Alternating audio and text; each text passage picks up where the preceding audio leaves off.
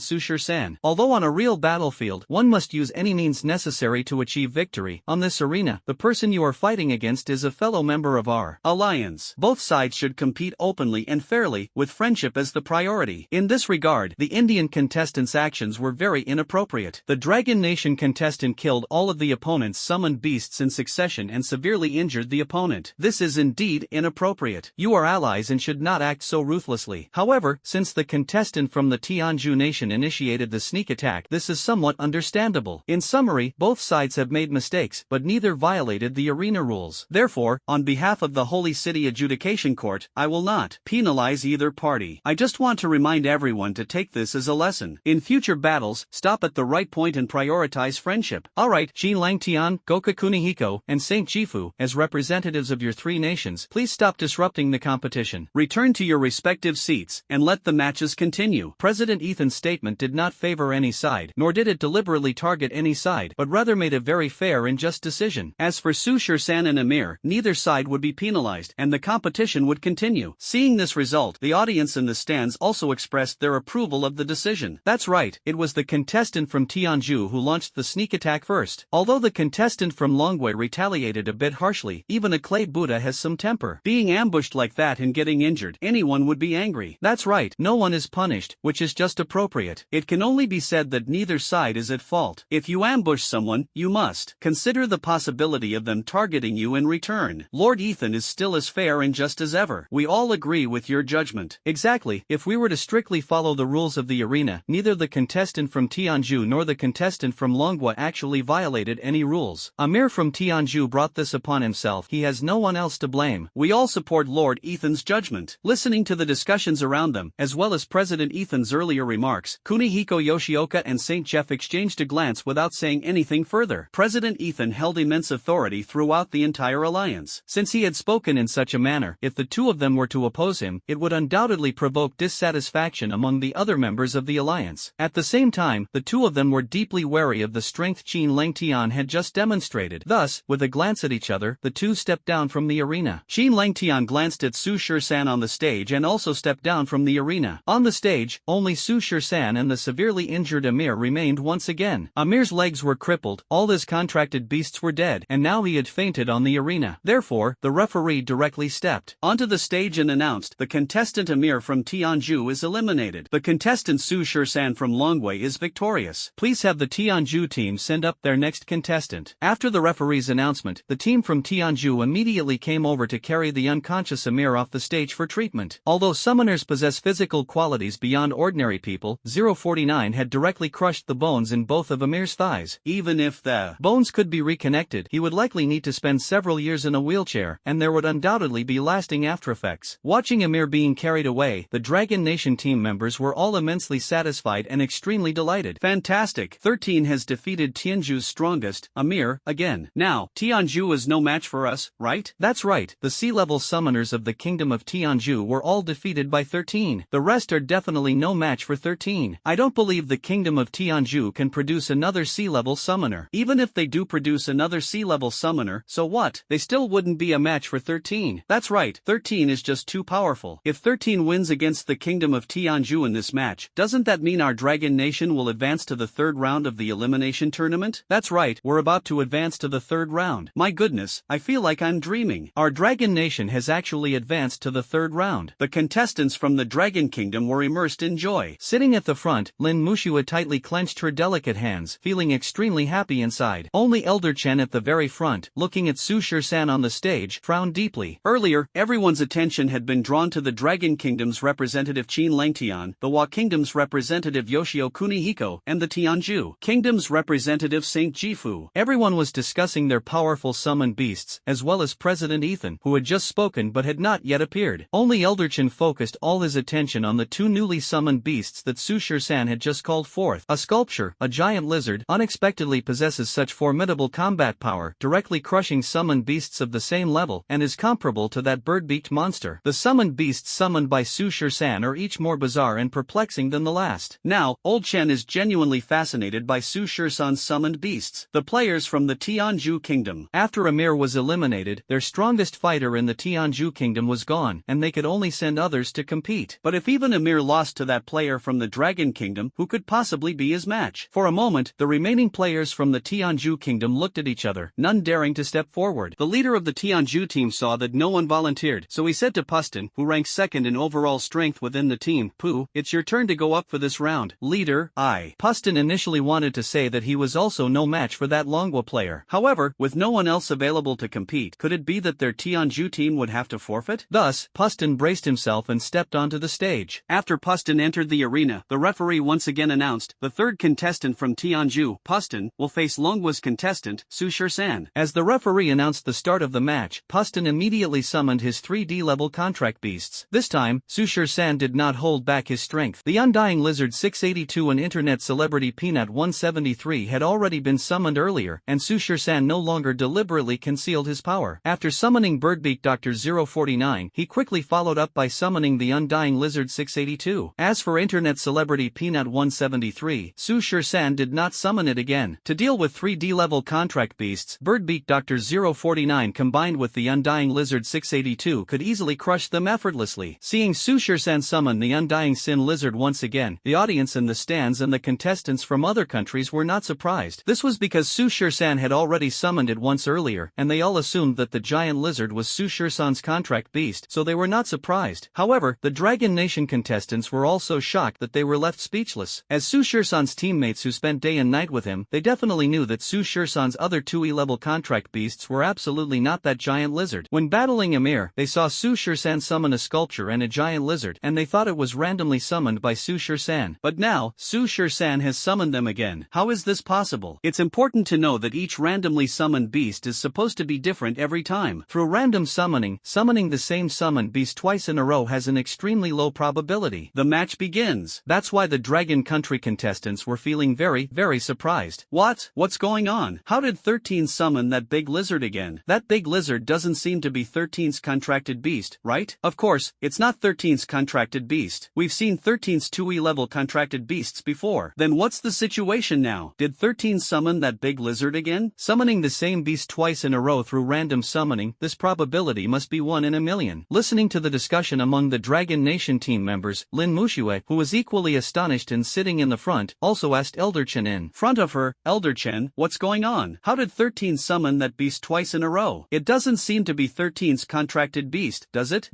I have no idea either. Elder Chen shook his head with a wry smile. If only he knew what was going on. He just felt that his student, Su Shur-san, suddenly had many secrets that even he couldn't see through. Apart from the shock on the Dragon Nation's side, there was another person who was even more shocked than they were. That was the representative of the Tianzhu Nation, Saint Jifu, who was currently seated at the Nine Nations representative table. He was not shocked that Su Shur-san summoned the Undying Abomination Lizard 682 again, but rather that Su Shur-san summoned the Plague Dr. 049 once more. Saint Jifu clearly remembered that just moments ago, while on stage, he had his S-rank contract beast, the Blazing Flame Divine Elephant, use its special skill, Infernal Purgatory, against Su Shur-san's Birdbeat monster summon. Saint Jifu's S-rank summoned beast was among the most powerful of its rank. The terrifying high temperatures radiating from its body made it impossible for most S-rank summoned beasts to get close. Its special skill, Infernal Purgatory, could create a gravity field of flames within a 500-meter radius. Within this space, opponents would be suppressed to the point of immobility. Moreover, once trapped in the blazing Infernal Purgatory, the searing heat of over 10,000 degrees could melt almost anything. Even an S-rank summoned beast wouldn't last long if caught in its blazing inferno. Saint Jifu clearly remembered just now that the fiery purgatory unleashed by his blazing flame divine elephant had trapped that bird-beaked summoned beast of the Dragon Nation boy. However, at that time, Jin Langtian had jumped out, and the two sides were locked in a standoff. Saint Jifu shifted his attention to that and didn't care about the life or death of the bird-beaked creature. Back then, Saint Jifu had thought that the bird-beaked creature had been burned to ashes by him. After all, how could a D-level summoned beast possibly withstand the fiery special skill of his blazing flame divine elephant? But unexpectedly, that Dragon Nation boy actually summoned it again. Could it be that the flame purgatory of my blazing divine elephant just now failed to control that bird-beaked monster of the Dragon Nation boy? Or is it that this bird-beaked monster withstood the scorching flames of the blazing divine elephant? Impossible. This is absolutely impossible. A small D-level summoned beast could never withstand the powerful flame special skill of his S-level summoned beast. It must be that he saw it wrong. Perhaps his blazing flame divine elephant failed to control it. Yes, that must be it. In fact, Saint Gift neither misjudged nor saw it wrong. At that time, Saint Gift's blazing divine elephant did indeed use its fiery purgatory to restrain 049. However, 049 possesses an immortal body, so how could mere flames possibly burn him to death? Even if Saint Gift's blazing divine elephant were more powerful, it could at most suppress 049, but it could never kill him. The contestant Pustin from the kingdom of Tianju and Su Shursan both summoned their contract beasts before engaging in battle. However, Pustin was merely a D-level summoner. Although he had 3 D-level summoned beasts, how could they possibly stand a chance against Birdbeak Dr. 049 and the Undying Scaled Lizard 682?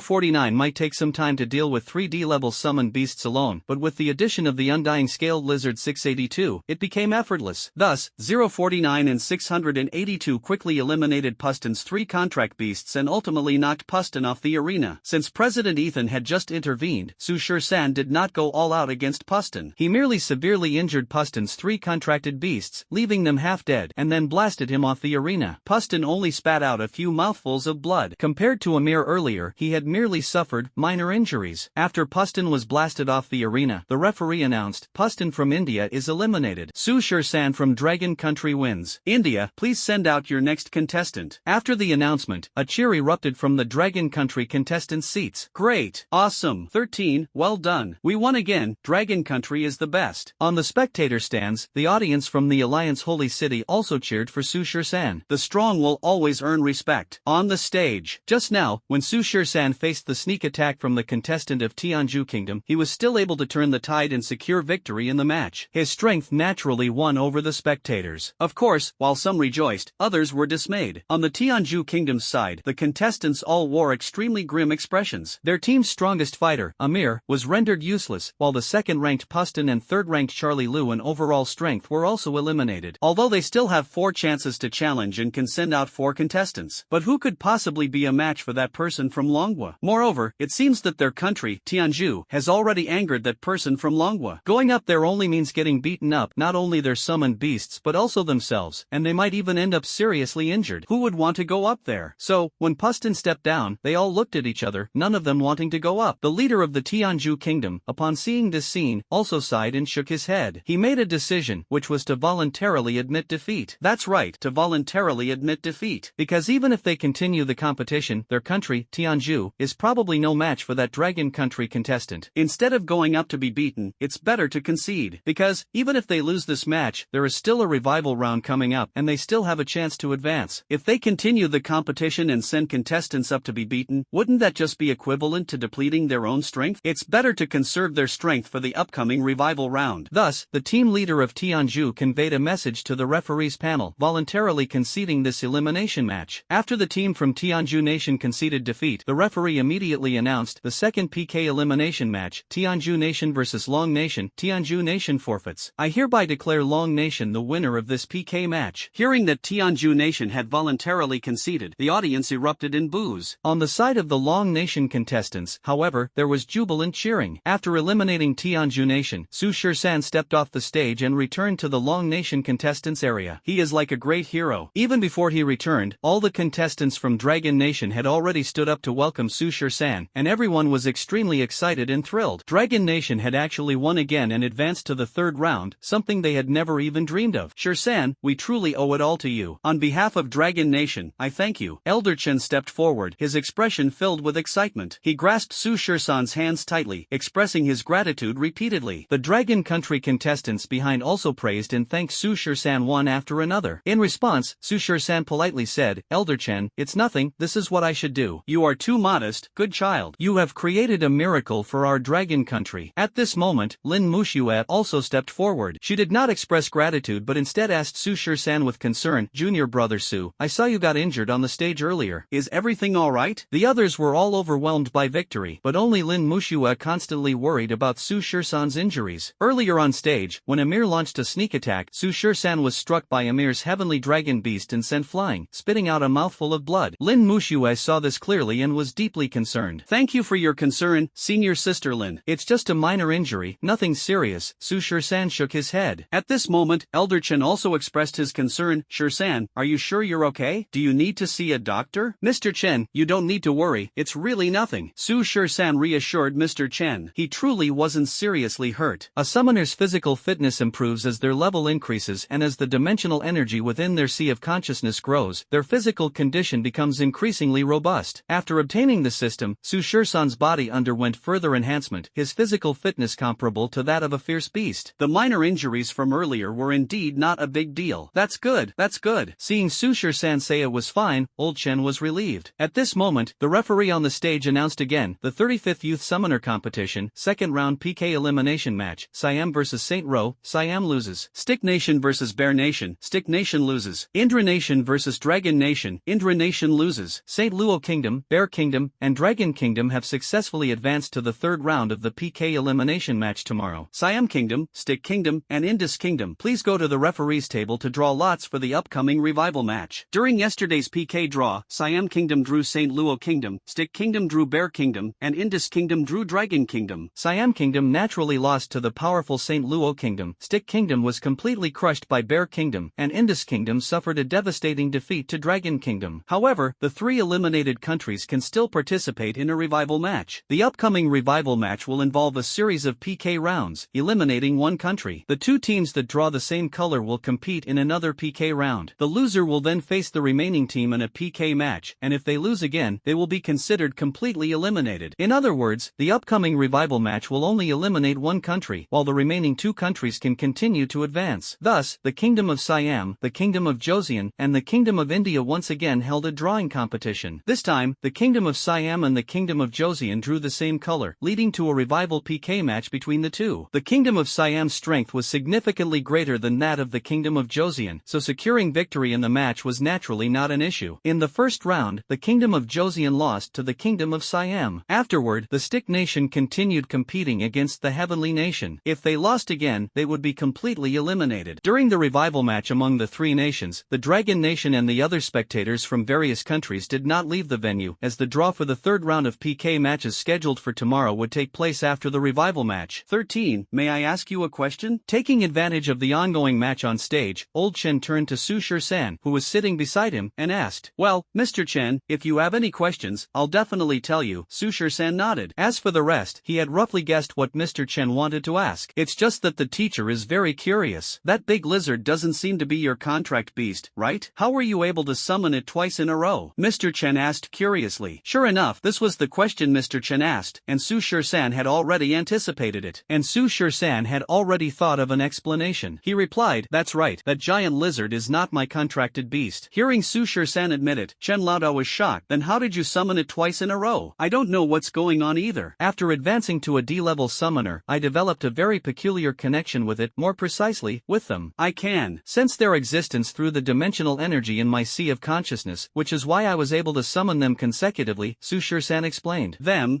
You mean, besides the giant lizard, there's also that strange sculpture? Chen Lao frowned. Yes, that's right. Su Shisan nodded. This statement made the well-informed Elder Chen involuntarily gasp. Such a thing was something he had neither seen nor heard of before. You mean to say that you can sense the presence of that giant lizard and that strange sculpture, so you can summon them repeatedly? Is there a limit to the number of times? Can you still summon that big lizard and that strange sculpture at any time now? Elder Chen continued to press. In response, Su Shisan nodded again. Yes, I can. I feel a strong connection to them now and can summon them anytime, anywhere. This, Elder Chen was astonished, as this was beyond his understanding. However, there are simply too many unsolvable mysteries in this world. Since he couldn't figure it out, and the person involved didn't understand either, Elder Chen decided not to ask further. Instead, he shifted his curiosity to the internet sensation, Big Peanut 173. Elder Chen asked, 13, there's one more thing I'm very curious about. That strange sculpture, what exactly is it? Its appearance is just that of a peculiar sculpture, isn't it? How does it have vital signs? How can it fight like a human? And its speed seems incredibly fast. Su Shisan had long anticipated that Old Chen would ask these questions. He explained, I don't know what kind of creature it is either. I only know that it is alive, has independent consciousness, and contains very powerful energy within its body. It's a very formidable D-level summoned beast. When faced with these questions, Su Shisan Cheon's answers were always ambiguous, unclear, unknown, and overall mysterious, leaving the other party to imagine. After hearing this, Old Chen stroked his beard in deep thought, muttering to himself, could this be a non-natural type of summoned beast? But this summoned beast has only been recorded once in the entire history of the Alliance, and the description is extremely vague. How is that possible? The probability is just too low. Old Chen thought for a long time but couldn't figure it out, and he didn't press for answers either, as Su Shisan candidly admitted he didn't know. As the Bangzi Nation team on stage was defeated once again by the Tianju Nation team, Old Chen's thoughts were pulled back to reality. Although Tianju Nation's strongest fighter, Amir, had been crippled by Su Shisan and was now undergoing treatment, the strength of Tianju Nation's other players was largely preserved. Pustin and Charlie Lu were both seriously injured but still able to fight. Moreover, Tianju Nation had other D-level summoners. Even without Amir, the Bangzi Nation team was no match for Tianju Nation. So, the Stick Nation team, after losing to the Siam Nation, also lost to the Indus Nation and was completely eliminated. The Siam Nation team and the Indus Nation team successfully advanced to the third round of the PK elimination match. After the revival match ended, the arena referee announced on stage, the second revival match, the Stick Nation team is eliminated and the Siam Nation and Indus Nation advance to the third round. Teams advancing to the third round of the PK elimination competition, please proceed to the judges table for the draw. The advancing teams are Siam, India, Dragon, Bear, Saint Row, and Eagle. As the champion powerhouse of the previous competition, Eagle has the privilege of skipping the first two rounds of the PK elimination competition but will participate starting from the third round. The 5 advancing countries, along with Eagle, which skipped the first 2 rounds, will still be divided into 3 groups for the third round of the PK elimination competition. The opponent for the PK duel is also determined by drawing lots. Afterward, the team leaders from each country went to the judges' table to draw lots again. Soon, Elder Chen returned, and the other contestants from Dragon Country quickly asked, Elder Chen, which country did we draw for the third round? The contestants from Dragon Country were quite worried about the third round draw because the elimination round included Eagle Country, Bear Country, whose strength rivals that of Eagle Country, and the formidable Saint Row Country. These 3 countries all have more than one sea-level summoner in their teams, making them formidable opponents. Even if Su Shisan were to face them, his chances of winning wouldn't be high. Of course, that's what they think. Regarding the concerns of these team members, Old Chen smiled and said, we're lucky, we've drawn India again. Upon hearing this, everyone breathed a sigh of relief and felt extremely happy. Tianju Kingdom, once again Tianju Kingdom. In the first round of eliminations, Long Kingdom drew Tianju Kingdom. After Long Kingdom's victory in the revival match, they drew Tianju Kingdom again. In the second round of eliminations. Now, in the third round of eliminations, they have drawn Tianju Kingdom once more. Truly, what a coincidence. However, this time, the contestants from Long Kingdom are extremely confident because they just defeated Tianju Kingdom. Tianju Kingdom's strongest fighter, Amir, had his legs crippled by Su Shisan and is still lying in the hospital, not yet awake. So, drawing the kingdom of Tianju again, everyone felt confident. This time, Lady Luck smiled upon them once more. But while some were overjoyed, others were distressed. On the Tianju Kingdom's side, when their players learned that they had drawn the Dragon Kingdom team again, their expressions looked as if they were constipated, extremely unpleasant. The Dragon Kingdom team again, the Dragon Kingdom team again. In the first round, they were very happy to draw the Dragon team, but now, it's hard to put into words. Alright, there are no matches today. Everyone, go back and rest early to prepare for tomorrow's battle against the Tianju team. After the draw, there were no more matches, and the spectators in the stands, along with players from other countries, gradually left the venue. Mr. Chen also took the Dragon Nation team back to the hotel where they were staying. That evening, they held another celebration banquet for Su Shisan, and everyone was very happy. The next day, the competition continued. Yesterday, during the third round of the draw, Longguo was once again matched with Tianju. As for the other 4 national teams, Siam was matched with Xiong, and Shangluo was matched with the strongest team, Ing. During today's official competition, another draw was held to determine the order. Siam and Xiong competed in the first match, Longguo and Tianju competed in the second match, and Shangluo and Ing competed in the final match. Siam's strength is weaker than both Tianju and Hua, only slightly stronger than Bangzi. Reaching the third round was entirely due to good luck. This time, facing the second most powerful bear country in terms of overall strength, there was naturally no chance of winning. It should be noted that Siam country doesn't even have a single sea-level summoner, while bear country has as many as 3. The disparity in strength was extremely vast, leaving no suspense at all. Siam country lost the match, and bear country secured victory in the third round of eliminations. The third round of elimination matches, Siam versus bear country. Siam lost and is pending in the revival round. Bear country won and advanced to the fourth round of the PK elimination matches. Next, let's welcome the second group of PK teams to the stage, Dragon Country team and Tianju Country team. Both teams, please send out select your first contestant for the match. After the Siamese Kingdom and the Bear Kingdom finished their match, it was the turn of the Dragon Kingdom and the Indian Kingdom. However, this time, the Indian Kingdom once again did not send anyone to compete and directly conceded defeat. That's right, they conceded defeat again, just like yesterday. The Indian Kingdom was still self-aware. Yesterday, when they faced the Dragon Kingdom, their strongest member, Amir, was crippled, all four of their contracted beasts were killed, and their third-ranked Charlie and second-ranked Puston were severely injured. Even if they faced the Dragon Kingdom again today, they would still be crushed. So, they simply conceded defeat once more. After seeing the Kingdom of Tianju admit defeat again, the audience in the stands erupted in boos. TSK TSK TSK, the people of the Kingdom of Tianju really have thick skin. They surrendered yesterday, and now they've surrendered again today. Can't they just go up and fight a match? That's right. Even if you can't win, fighting a fair and honorable match with others wouldn't be shameful, even if you lose. Serves you right for ambushing others yesterday, you despicable scoundrels. Hurry up and get eliminated already. The third elimination match, Dragon Country vs Tianju Country. Tianju Country voluntarily forfeits, Dragon Country wins. Tianju Country enters the revival round pending, Dragon Country advances to the fourth elimination round. Next, let's welcome the third group of PK teams to the stage, St. Luo Country Team and Eagle Country Team. After the Tianju team forfeited, it was immediately the turn of the St. Ro Team and the Eagle Team. The St. Ro Team, among the 9 teams, holds a solid third place in overall strength, surpassing the Tianju and Hua teams, making them a clear third. This is because the St. Ro team doesn't just have one sea-level summoner, but 2. One of the sea-level summoners even possesses 2 sea-level summon beasts, making them significantly stronger than sea-level summoners like Amir and Watanabe Tingsheng. If it were the Hua Kingdom or the Tianju Kingdom facing the St. Luo Kingdom team, they would undoubtedly be crushed. However, the St. Luo Kingdom team has no chance of winning against the strongest Ing Kingdom team. This is because the Ing Kingdom, ranked first in overall strength, has as many as 4 sea-level summoners, one more than the Xiong Kingdom. Even the substitutes for the second team are all D-level summoners. The Kingdom of St. Ro is indeed strong, but it is far from being a match for the Kingdom of Eagle. The Kingdom of St. Ro is well aware of this, so for this PK match, they no longer hope to defeat the Kingdom of Eagle to claim victory. Instead, they are focusing all their efforts on preparing for the upcoming revival match. After the third elimination round, the 3 eliminated countries will have the chance to participate in a revival match, through which one team can still advance. So, the Kingdom of St. Ro focused all its efforts on the revival match. When facing the Kingdom of Eagle, the Kingdom of St. Ro didn't even let the first team's players compete in order to conserve their strength, sending only the substitutes from the second team to the stage. The audience fully understood the Kingdom of St. Ro's strategy. Soon, the Kingdom of St. Ro lost the match, and the third round of elimination matches was completely finished. The 3 countries that advanced were the Kingdom of Bear, the Kingdom of Dragon, and the Kingdom of Eagle. The 3 countries eliminated in the knockout round are Siam, India, and St. Ro. After the match, the arena referee announced the third round of the knockout competition has ended. The Bear Nation team, Dragon Nation team, and Eagle Nation team have successfully advanced to the fourth round of the knockout competition. The Siam team, India team, and St. Ro team will participate in the revival match. Please have the 3 teams proceed to the referee's table to draw lots for the upcoming revival match. After the arena referee made the announcement, the Siam team, India team, and St. Ro team each sent representatives to the referee's table to draw lots. The 2 teams that draw the same color will compete against each other, with the losing side being completely eliminated. The winning side will then compete against the remaining team, and if they win again, they will advance. Soon, the draw was completed, and the St. Luo team and the Tianju team drew the same color, so the 2 teams competed first. The Tianju team's strength was already weaker than the St. Luo team, not to mention that Tianju's main player, Amir, had been crippled by Su Shirsan. Facing the St. Luo team in peak condition, how could the Tianju team possibly stand a chance? Thus, facing the St. Luo team, the Tianju team was also eliminated. Afterward, the victorious St. Luo team competed against the remaining Siam team. The strength of the Siam team was even less impressive, not even comparable to the Tianju team without its main players, so they unsurprisingly lost to the St. Luo team. The St. Luo team achieved 2 consecutive victories, winning the revival match and successfully advancing to the 4th round of the PK elimination tournament. The eliminated Siam and Tianju teams still had to compete in a ranking match, where the loser would take 6th place and the winner would claim 5th place. This ranking is quite important as it determines the number of people from each country who can enter the dimensional small world. In this ranking battle, the Tianzhu Kingdom slightly prevailed, ranking 5th, while the Siam Kingdom ranked 6th. This ranking is actually acceptable to both sides, because in the previous Youth Summoner competition, the Tianzhu Kingdom was ranked 5th and the Siam Kingdom 6th, with no changes at all. The only change was that the Hua Nation, which ranked 4th in the previous competition, failed in the first round of the revival matches, ranking 2nd to last. Compared to the Hua Nation, they were still relatively lucky. After the revival matches and ranking battles were completed, it was time for the draw for the 4th round of elimination matches. The arena referee announced on stage, "Will the teams from Bear Nation, Dragon Nation, Eagle Nation, and Saint Ro Nation, the 4 countries that advanced, please come to the referee's table to draw lots for tomorrow's 4th round PK matches." After the announcement, Elder Chen went to the judges' table to draw lots. This time, the Dragon Nation contestants were unusually nervous about the draw, because in the 4th round of PK, they were bound to face one of the 3 major powers of the alliance, Eagle Nation, Bear Nation, or Saint Ro Nation. One of these 3 major powers was sure to be drawn, and these 3 major powers all had formidable strength. It would be very difficult for the Dragon Nation to compete against any one of them. Lucky Point, facing Saint Luo Country, with 13 strength, there might still be a chance of victory. But if we are unlucky and draw Eagle Country, then the hope for victory becomes very slim. Soon, Elder Chen returned, and the Dragon Country contestant couldn't help but ask, "Elder Chen, which country did we draw for this round?" In response, Elder Chen sighed and replied, "For this round, we drew Bear Country." Bear Country? The Dragon Country contestants looked at each other in dismay. The strength of Bear Country was second only to Eagle Country. They had 3 sea-level summoners, and they were among the stronger ones at that, not comparable to someone like Amir, who had just advanced to a sea-level summoner. Even though they had confidence in 13's abilities, they still felt they were no match for Bear Country. The gap between the Dragon Kingdom and the Bear Kingdom is still quite significant. Seeing everyone's expressions, Elder Chen comforted them, "All right, everyone, don't sigh. Just give it your all in tomorrow's match. As for the result, that's secondary." This time in the Summoner Tournament, for our Dragon Kingdom to achieve this ranking and advance to the 4th round is already very impressive. Hearing Elder Chen's words of comfort, everyone felt slightly more at ease. That's right, this time their Dragon Country came to participate in the competition without even hoping to advance to the 3rd round, or even the 2nd round. They just hoped not to be the last. But now, as they progressed all the way, they have already reached the 4th round. Even if they are eliminated in the next match against Bear Country, the worst ranking would still be 4th place, which is already very good. This is something they wouldn't even dare to dream of. Alright, everyone, go back and rest. Get ready for tomorrow's match. With the draw concluded, there were no more matches today. The spectators in the stands and the players from various countries gradually left the venue. The players from Dragon Country also returned to the hotel. This time, they did not hold a celebration banquet for Su Shur-san. With tomorrow's match against Bear Country approaching, the atmosphere was rather heavy. On Qin Langtian's side, he had already sent today's match schedule back to Dragon Country. The Dragon Nation's Court of Judgment was very pleased to hear that the Dragon Nation had advanced to the 4th round of the PK competition, a completely unexpected delight. This good news also spread to all the citizens of the Dragon Nation. The entire country was jubilant, celebrating everywhere. Evening. The Holy City Hospital near the duel arena of the Alliance's Holy City. In a ward on the 3rd floor, Amir, who was crippled yesterday, finally woke up. Yesterday, Amir had both of his thigh bones violently broken by 049, causing him to pass out instantly. He was rushed to the hospital for emergency surgery and only woke up not long ago today. After waking up, the doctor informed him that both of his thighs had suffered complete fractures. Although they were reconnected through surgery, he would be unable to get out of bed or walk for the next 6 months to a year. It will take at least 3 to 4 years to recover. Even if recovery is possible in the future, there will still be lingering after effects. Only by advancing to an S-level summoner and achieving a qualitative improvement in physical fitness can complete recovery be achieved. Upon hearing this news, Amir felt as if the sky had fallen. Regret and anger consumed his entire heart. He regretted agreeing to Watanabe Tingchong's conditions, otherwise, he wouldn't have ambushed the Dragon Nation contestant, nor would his legs have been crippled by that contestant. Not only were his legs crippled, but all his contracted beasts had also perished. Now, all the contract slots in his Sea of Consciousness had entered a cooldown state, making it impossible to sign new contracts with beasts. He would have to wait a year, and with his Sea of Consciousness severely damaged, full recovery would take at least a year and a half. He regretted it deeply. If only he had known, he would never have agreed to Watanabe Tingchong back then. As for the anger, of course, it was because of Su Shur-san. Now, Amir even wanted to bite Su Shur-san to death with his own teeth to quell the anger in his heart. Feeling the intense pain in his legs, the inability to control them made Amir extremely furious. His hatred had reached its peak. He saw the sky outside growing darker and called out to the doctors and nurses outside. "Doctor, nurse, is anyone there?" Soon, the on-duty hospital nurse heard heard the commotion and came over. Seeing the nurse arrive, Amir quickly asked, "Miss Nurse, how many days have I been unconscious?" The nurse replied, "The whole day." "The whole day? When I was unconscious yesterday, it was the second round of eliminations. Doesn't that mean the third round of eliminations has already finished today?" Amir quickly asked, "Did the Indus country advance in the second round yesterday?" "Yes, during the second round of eliminations yesterday, the Indus country lost to the Dragon country. However, they advanced during the revival round. This hospital is the best in the Holy City and is located next to the dueling arena. Naturally, the doctors and nurses here are paying attention to this year's Youth Summoner Tournament. After all, the Summoner Tournament, held once every 3 years, is a grand event for the entire alliance, attracting everyone's attention. Amir is the captain of the Tianju Nation team, and the nurses and doctors in the hospital are well aware of his identity." "Who did Tianju Nation draw for the third elimination match today?" Amir asked at this moment. "The Tianju team faced the Longwa team again in today's knockout match, but during the game, the Tianju team directly forfeited. In the revival match, they also lost to the Shangluo team and were completely eliminated. However, in the ranking match against the Siam team, the Tianju team won and secured 5th place," the nurse explained. "They forfeited directly?" Although Amir knew in his heart that their Tianju team was very likely to lose to the Longwa team, he hadn't expected the Tianju team to forfeit directly in the third round of the advancement match. This was something he found hard to accept, but after thinking about it, he could understand the team leader's approach. The team from Tianju lost him, and without their main player, they were no match for that person from Longwa. Thinking of this, Amir couldn't help but clench his fists tightly and grit his teeth, saying, "Longwa person, I want you dead." Afterward, Amir said to the nurse, "Miss Nurse, could you use the communicator to call Watanabe Tingchong from the Wa country team over for me?" Amir had just finished speaking when someone walked into the ward. It was Watanabe Tingchong. "Brother Amir, no need to trouble yourself, I'm already here." After Watanabe Tingchong entered the ward, he gestured for the nurse to leave. Once the nurse had left, he locked the door from the inside. Seeing Watanabe Tingchong, Amir was actually extremely angry with him as well, because if it weren't for Watanabe Tingchong asking him to ambush that person from the Dragon Kingdom, he wouldn't be lying here now. However, Amir's anger was directed more at Su Shur-san. Therefore, when facing Watanabe Tingchong again, Amir could only hide his anger towards him. "Brother Amir, I am deeply sorry. I never expected the Dragon countryman's strength to be so formidable, causing you such severe injuries. I truly bear an inescapable responsibility for this, and I am willing to do my utmost to compensate you." Watanabe Tingchong began with a string of insincere words. Amir sneered inwardly but did not expose the hypocritical Watanabe Tingchong. He replied, "This isn't your fault. I underestimated that Dragon countryman's strength. I didn't expect him to be so strong either, and he even has 2 contract beasts with considerable combat power. No matter what, I want him dead." Amir roared. Then Amir asked, "Did they hold the draw for tomorrow's 4th round today?" "Which team did the Dragon Nation team draw?" "They drew the Bear Nation team," Watanabe Tingchong replied. "The Bear Nation team? Good, good, very good." Amir couldn't help but burst into laughter. "This time, I'll make that Dragon countryman end up in the hospital just like me, unable to get out of bed." Watching Amir laugh heartily, Watanabe Tingchong was quite puzzled. He asked, "Oh, Brother Amir, what plan do you have to deal with that Dragon countryman?" "That's right, Watanabe-san, do you know that I have a younger sister?" "Yes, I know. I've heard that your sister is extremely beautiful, just turned 17 this year, and countless families have already proposed marriage to your Amir family." Watanabe Tingchong nodded. Watanabe Tingchong had heard a little about Amir's younger sister. It is said that she is exceptionally beautiful, and many geniuses from various countries are suitors of Amir's sister. However, Watanabe Tingchong had never seen him. "That's right. Brother Watanabe, do you know Skinov from the Bear Country team?" Amir asked again. "Of course I know. Isn't he the vice-captain of the Bear Country team?" Watanabe Tingchong nodded again. "That's right. This Skinov met my sister once a year ago, and since then, he has been relentlessly pursuing her. However, my sister has never agreed to him." Hearing Amir's acceptance, Watanabe Tingchong seemed to understand as well. "Brother Amir, are you saying you want Skinov to deal with that person from the Dragon Kingdom?" "That's right. He's so infatuated with my sister. As long as he agrees to help me deal with that person from the Dragon Kingdom, I'll agree to help him arrange a marriage with my sister." Hearing this, Watanabe Tingchong fully understood. "Brother Watanabe, could you please use the communication device to call Skinov over?" After Watanabe Tingchong contacted Skinov through the communicator, Skinov, upon hearing that Amir was looking for him, immediately rushed to the hospital. This Skinov is the same age as Amir this year, but he's much bigger than Amir. Standing close to 2 meters tall, he's tall and strong, like a human tank. As soon as he entered the ward and saw Amir lying on the bed, Skinov asked with concern, "Big brother, brother-in-law, are you okay?" Skinov is about the same age as Amir, but ever since Skinov met Amir's sister, he has always called him big brother, brother-in-law. The meaning is very clear, he wants to be Amir's brother-in-law. When Amir saw Skinov, he didn't exchange exchange any pleasantries and directly stated the purpose of his invitation. Brother Snow, abbreviated, I invited you here this time to ask for your help with something. Tomorrow, when your bear country faces dragon country, I want you to personally cripple the dragon country man. Hearing this request, Skynov frowned and replied, Brother, I'm afraid I can't agree to this. You know that bear country and dragon country have been close allies for generations. If I do this in the dueling arena, it will inevitably cause conflict between the two countries. It's not as serious as you think. Even if you do this in the competition arena, it would merely be a personal grudge and wouldn't escalate into a conflict between the two countries. After speaking, Amir added, as long as you promise to cripple that man from Longwa, I will agree to let my sister marry you. What? Skynov was visibly excited. Big brother, what did you say? You agreed to let Miss Dayasan marry me? In response, Amir nodded, that's right, as long as you can cripple that man from Longwa, I will agree to let my sister Adation marry you. Brother Snow, you know that my sister has always listened to me since she was young. If I mediate between you two, you will definitely become husband and wife. Amir first painted a grand picture for Skynov. This grand picture made Skynov's mouth water. Ever since Skynov met Amir's sister, Ade-san, he had been astonished by her beauty and pursued her relentlessly for an entire year. However, she completely ignored him, leaving Skynov feeling very defeated. Alright, hearing that Amir could fulfill the wishes of both of them, Skynov was extremely excited. However, crippling that man from the Dragon Kingdom on the field could provoke tensions between the two countries. If things escalated, he couldn't bear the responsibility. But the moment he thought of Amir's sister, Skynov gritted his teeth and agreed. Alright, I agree. Evening. Sushir-san returned to his room early to rest. What is it? But just as he lay down, someone knocked on his door again. Sushir-san opened the door and found it was Lin Mushue again. Sister, do you need something? As he asked, Sushir-san quickly welcomed Lin Mushue into the room. Actually, it's nothing much. I just wanted to chat with you. Sushir-san brought over a stool for Lin Mushue while he sat on his own bed. The two sat facing each other. The night before last, the two talked a lot, and Sushir-san could tell that Lin Mushue seemed to have something she wanted to say to him, but she didn't speak up that day. Junior brother Su, tomorrow's match against Xiong country. Don't put too much pressure on yourself. Even if you lose, it's no big deal. Because of you, our Long country has advanced to the 4th round, which is already a cause for national celebration. You are now a hero of Long country. Even if you lose to Xiong country, when you return home, our Long country's judgment court will still reward you. Lin Mushue first offered some comfort, telling Sushir-san not to put too much pressure on himself. Sushir-san gratefully replied, don't worry, senior sister, I understand that. But no matter what, I will give my all in tomorrow's match.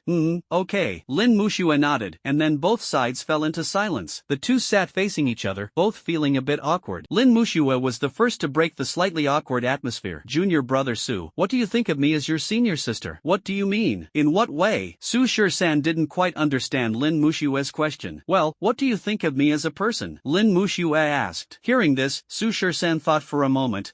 Senior sister, you're a great person, very talented, with a good personality, and very responsible. Hearing Sushir-san's response, Lin Mushue sighed inwardly. She hadn't expected Sushir-san to be so straightforward. Junior brother Su, I mean, what do you think of senior sister's appearance? Hearing Lin Mushue ask about this, Sushir-san replied without hesitation, senior sister is, of course, very beautiful, and her figure is excellent. Sushir-san's words were not flattery but solid truth, because Lin Mushue was indeed very beautiful. Standing at 1.7 meters tall, with a slender figure, long legs that are smooth and straight, snow-white skin, and features so exquisite they seem like a heroine straight out of an anime. In reality, she is even more stunning than the beauties in anime. Lin Mushue was also the object of admiration for many, such as the male trainees in the training camp whose eyes lit up whenever they saw her. However, Lin Mushue usually carried herself with great authority as the senior sister, and since she had long been betrothed to Shun Shenong of the Shin family, it made her even more unattainable, leaving everyone to fantasize about her under their blankets at night. At this moment, Lin Mushue asked, Junior brother Su, do you like your senior sister? As she said this, Lin Mushue's cheeks flushed slightly. She tucked a strand of hair behind her ear, and dared not meet Sushir-san's gaze directly. For this question, Sushir-san also felt a bit awkward, but he still honestly said, of course I like you. With a senior sister as beautiful as you, there's no man who wouldn't like you. Hearing this answer, Lin Mushue felt very happy in her heart. She immediately asked, then if senior sister wants to be your girlfriend, would you be willing? Sushir-san opened his mouth wide in shock. He thought he must have misheard or that Lin Mushue was joking with him. Sushir-san gave an awkward smile. Senior sister, please don't joke around. Haven't you already been promised to Shin Xianong of the Shin family? In response, Lin Mushue smiled. This is just a metaphor. If senior sister wanted to be your girlfriend, would you agree? Hearing this, Sushir-san nodded without hesitation and replied honestly, of course I would. Who wouldn't want such a beautiful beautiful girlfriend like senior sister. Su Shur-san was not a hypocritical person. Lin Muxue was so beautiful that any man would like her. Hearing Su Shur-san's answer, Lin Muxue was extremely pleased in her heart. This time, she could finally voice the true thoughts in her heart, or more precisely, her real request to Su Shur-san. Lin Muxue then said, "Junior brother Su, could I ask you for a favor?" "Senior sister, just say the word. If it's within my power, I won't refuse." Su Shur-san nodded. "I want you to marry me," Lin Muxue stated her purpose. Ahem. Su Shur-san almost choked on his own saliva. "Senior sister, please stop joking. Marrying you, this." Su Shur-san gave a wry smile, thinking Lin Muxue was still joking. "Junior brother, you've misunderstood me. What I mean is, I want to ask you to enter into a fake marriage with me," Lin Muxue explained. "Fake marriage? What do you mean?" Su Shur-san didn't quite understand Lin Muxue's meaning. Lin Muxue explained, "Junior brother, you know that our Lin family arranged for me to marry Shin Xianong from the Shin family a few years ago. Over the past few years, I've been preparing for the summoner tournament, which delayed the wedding. Otherwise, I would have already married into the Shin family. But Shin Xianong is 3 years older than me, and to this day, I've only met him once. I really don't like him, but I can't defy the orders of the family. Junior brother Su, you also know that talented summoners rarely have control over their own marriages. Our Lin family chose Shin Xianong from the Shin family because of his talent, which is why they want me to marry him. However, if someone even more talented were to appear, I could have another option." Hearing Lin Muxue's words, Su Shur-san understood her meaning and tentatively asked, "Senior sister, are you saying you want to have a fake marriage with me?" "That's right," Lin Muxue nodded in acknowledgement. However, Su Shur-san asked in confusion, "Senior sister, hasn't your Lin family already betrothed you to the Shin family? If we get married, even if it's a fake marriage, this..." Facing Su Shur-san's doubts, Lin Muxue explained, "Although the family betrothed me to Shin Xianong of the Shin family 3 years ago, it was merely a verbal agreement between my grandfather and old master Shin of the Shin family. The two of us never drafted a marriage contract, and my grandfather was only impressed by Shin Xianong's cultivation talent. If I find someone else whose talent is no less than Shin Xianong's and who has also brought honor to Longwa, my grandfather will definitely let me make my own choice. So, I want to have a fake marriage with you. That way, I can brush off the family's arranged marriage." Yes, this was the purpose of Lin Muxue coming to find Su Shur-san this time. Ever since Su Shur-san won the victory for Longwa, Lin Muxue had this idea. She couldn't go against the family's wishes, she had to marry someone talented, preferably Shin Xianong from the Shin family. However, if Lin Muxue found another ideal partner, someone not inferior to Shin Xianong of the Shin family in summoning talent and who also brought victory to the Dragon Nation in the Summoners Tournament, then her grandfather would certainly not oppose it. After all, winning victory for the Dragon Nation is an incredibly dazzling achievement, equivalent to being a hero of the entire nation. Marrying such a person, even if the Lin family unilaterally breaks the agreement with the Shin family, her grandfather would surely agree. Oh, so that's how it is. Su Shur-san also understood Lin Muxue's meaning. At this moment, Lin Muxue added, "Junior brother, don't worry. If we have a fake marriage, I won't interfere with any of your actions. If you have a girl you like, you can be with her. I won't mind that. We'll just be a couple in name only. You know, our Dragon Nation currently practices polygamy. Even if we get married, it won't affect anything. If you marry someone else, no one will say anything. I won't interfere with anything in your life after marriage." That's right. Due to the weakening national strength of the Dragon Nation, the declining population, and the long-term guarding of the walls, most of the men in the Dragon Nation have gone to protect the walls. The gender ratio in the country is severely imbalanced, with the number of women being 3 to 4 times that of men. The Dragon Nation strongly encourages childbirth and has implemented a polygamy system, allowing one man to marry many wives. In some regions, there are even mandatory regulations requiring every household to have one child per year. Take Lin Muxue's father, for example. He has 5 wives, and Lin Muxue's mother is the first, making her the eldest daughter in the family. Lin Muxue's second uncle even has 7 wives. In fact, not only does the Dragon Kingdom practice polygamy, but other countries do as well, with some men even having more than a dozen wives. This, although Lin Muxue said so, Su Shur-san still felt a bit troubled, because he also knew that the Shin family in the imperial capital had great influence, with even an S-class summoner within the family. Like the Lin family, they were a top-tier family in the imperial capital. The heads of both families made an agreement 3 years ago. Although it was only verbal, it would certainly be taken very seriously and could not be easily broken. Lin Muxue was still thinking too optimistically after all. Thus, Su Shur-san hesitated and said, "Senior sister, your Lin family has already made an agreement with the Shin family. If you want to marry me, will your grandfather agree?" In response, Lin Muxue explained, "If it were an ordinary person, my grandfather definitely wouldn't agree. But if it's you, junior brother, my grandfather will definitely agree." "Junior brother, you are the genius summoner who advanced our Dragon Nation to the 4th round, single-handedly washing away over 20 years of humiliation for our country. Right now, you are the hero of the entire Dragon Nation. When you return, the judgment court in the imperial capital will personally award you with honors. If I were to marry you, my grandfather would definitely agree. I see. Seeing that Su Shur-san was still somewhat hesitant, Lin Muxue became a little angry. She pouted and said, "Junior brother, back in the training camp, although senior sister wasn't very close to you, did I ever treat you unfairly? And now you won't even help me with this?" No,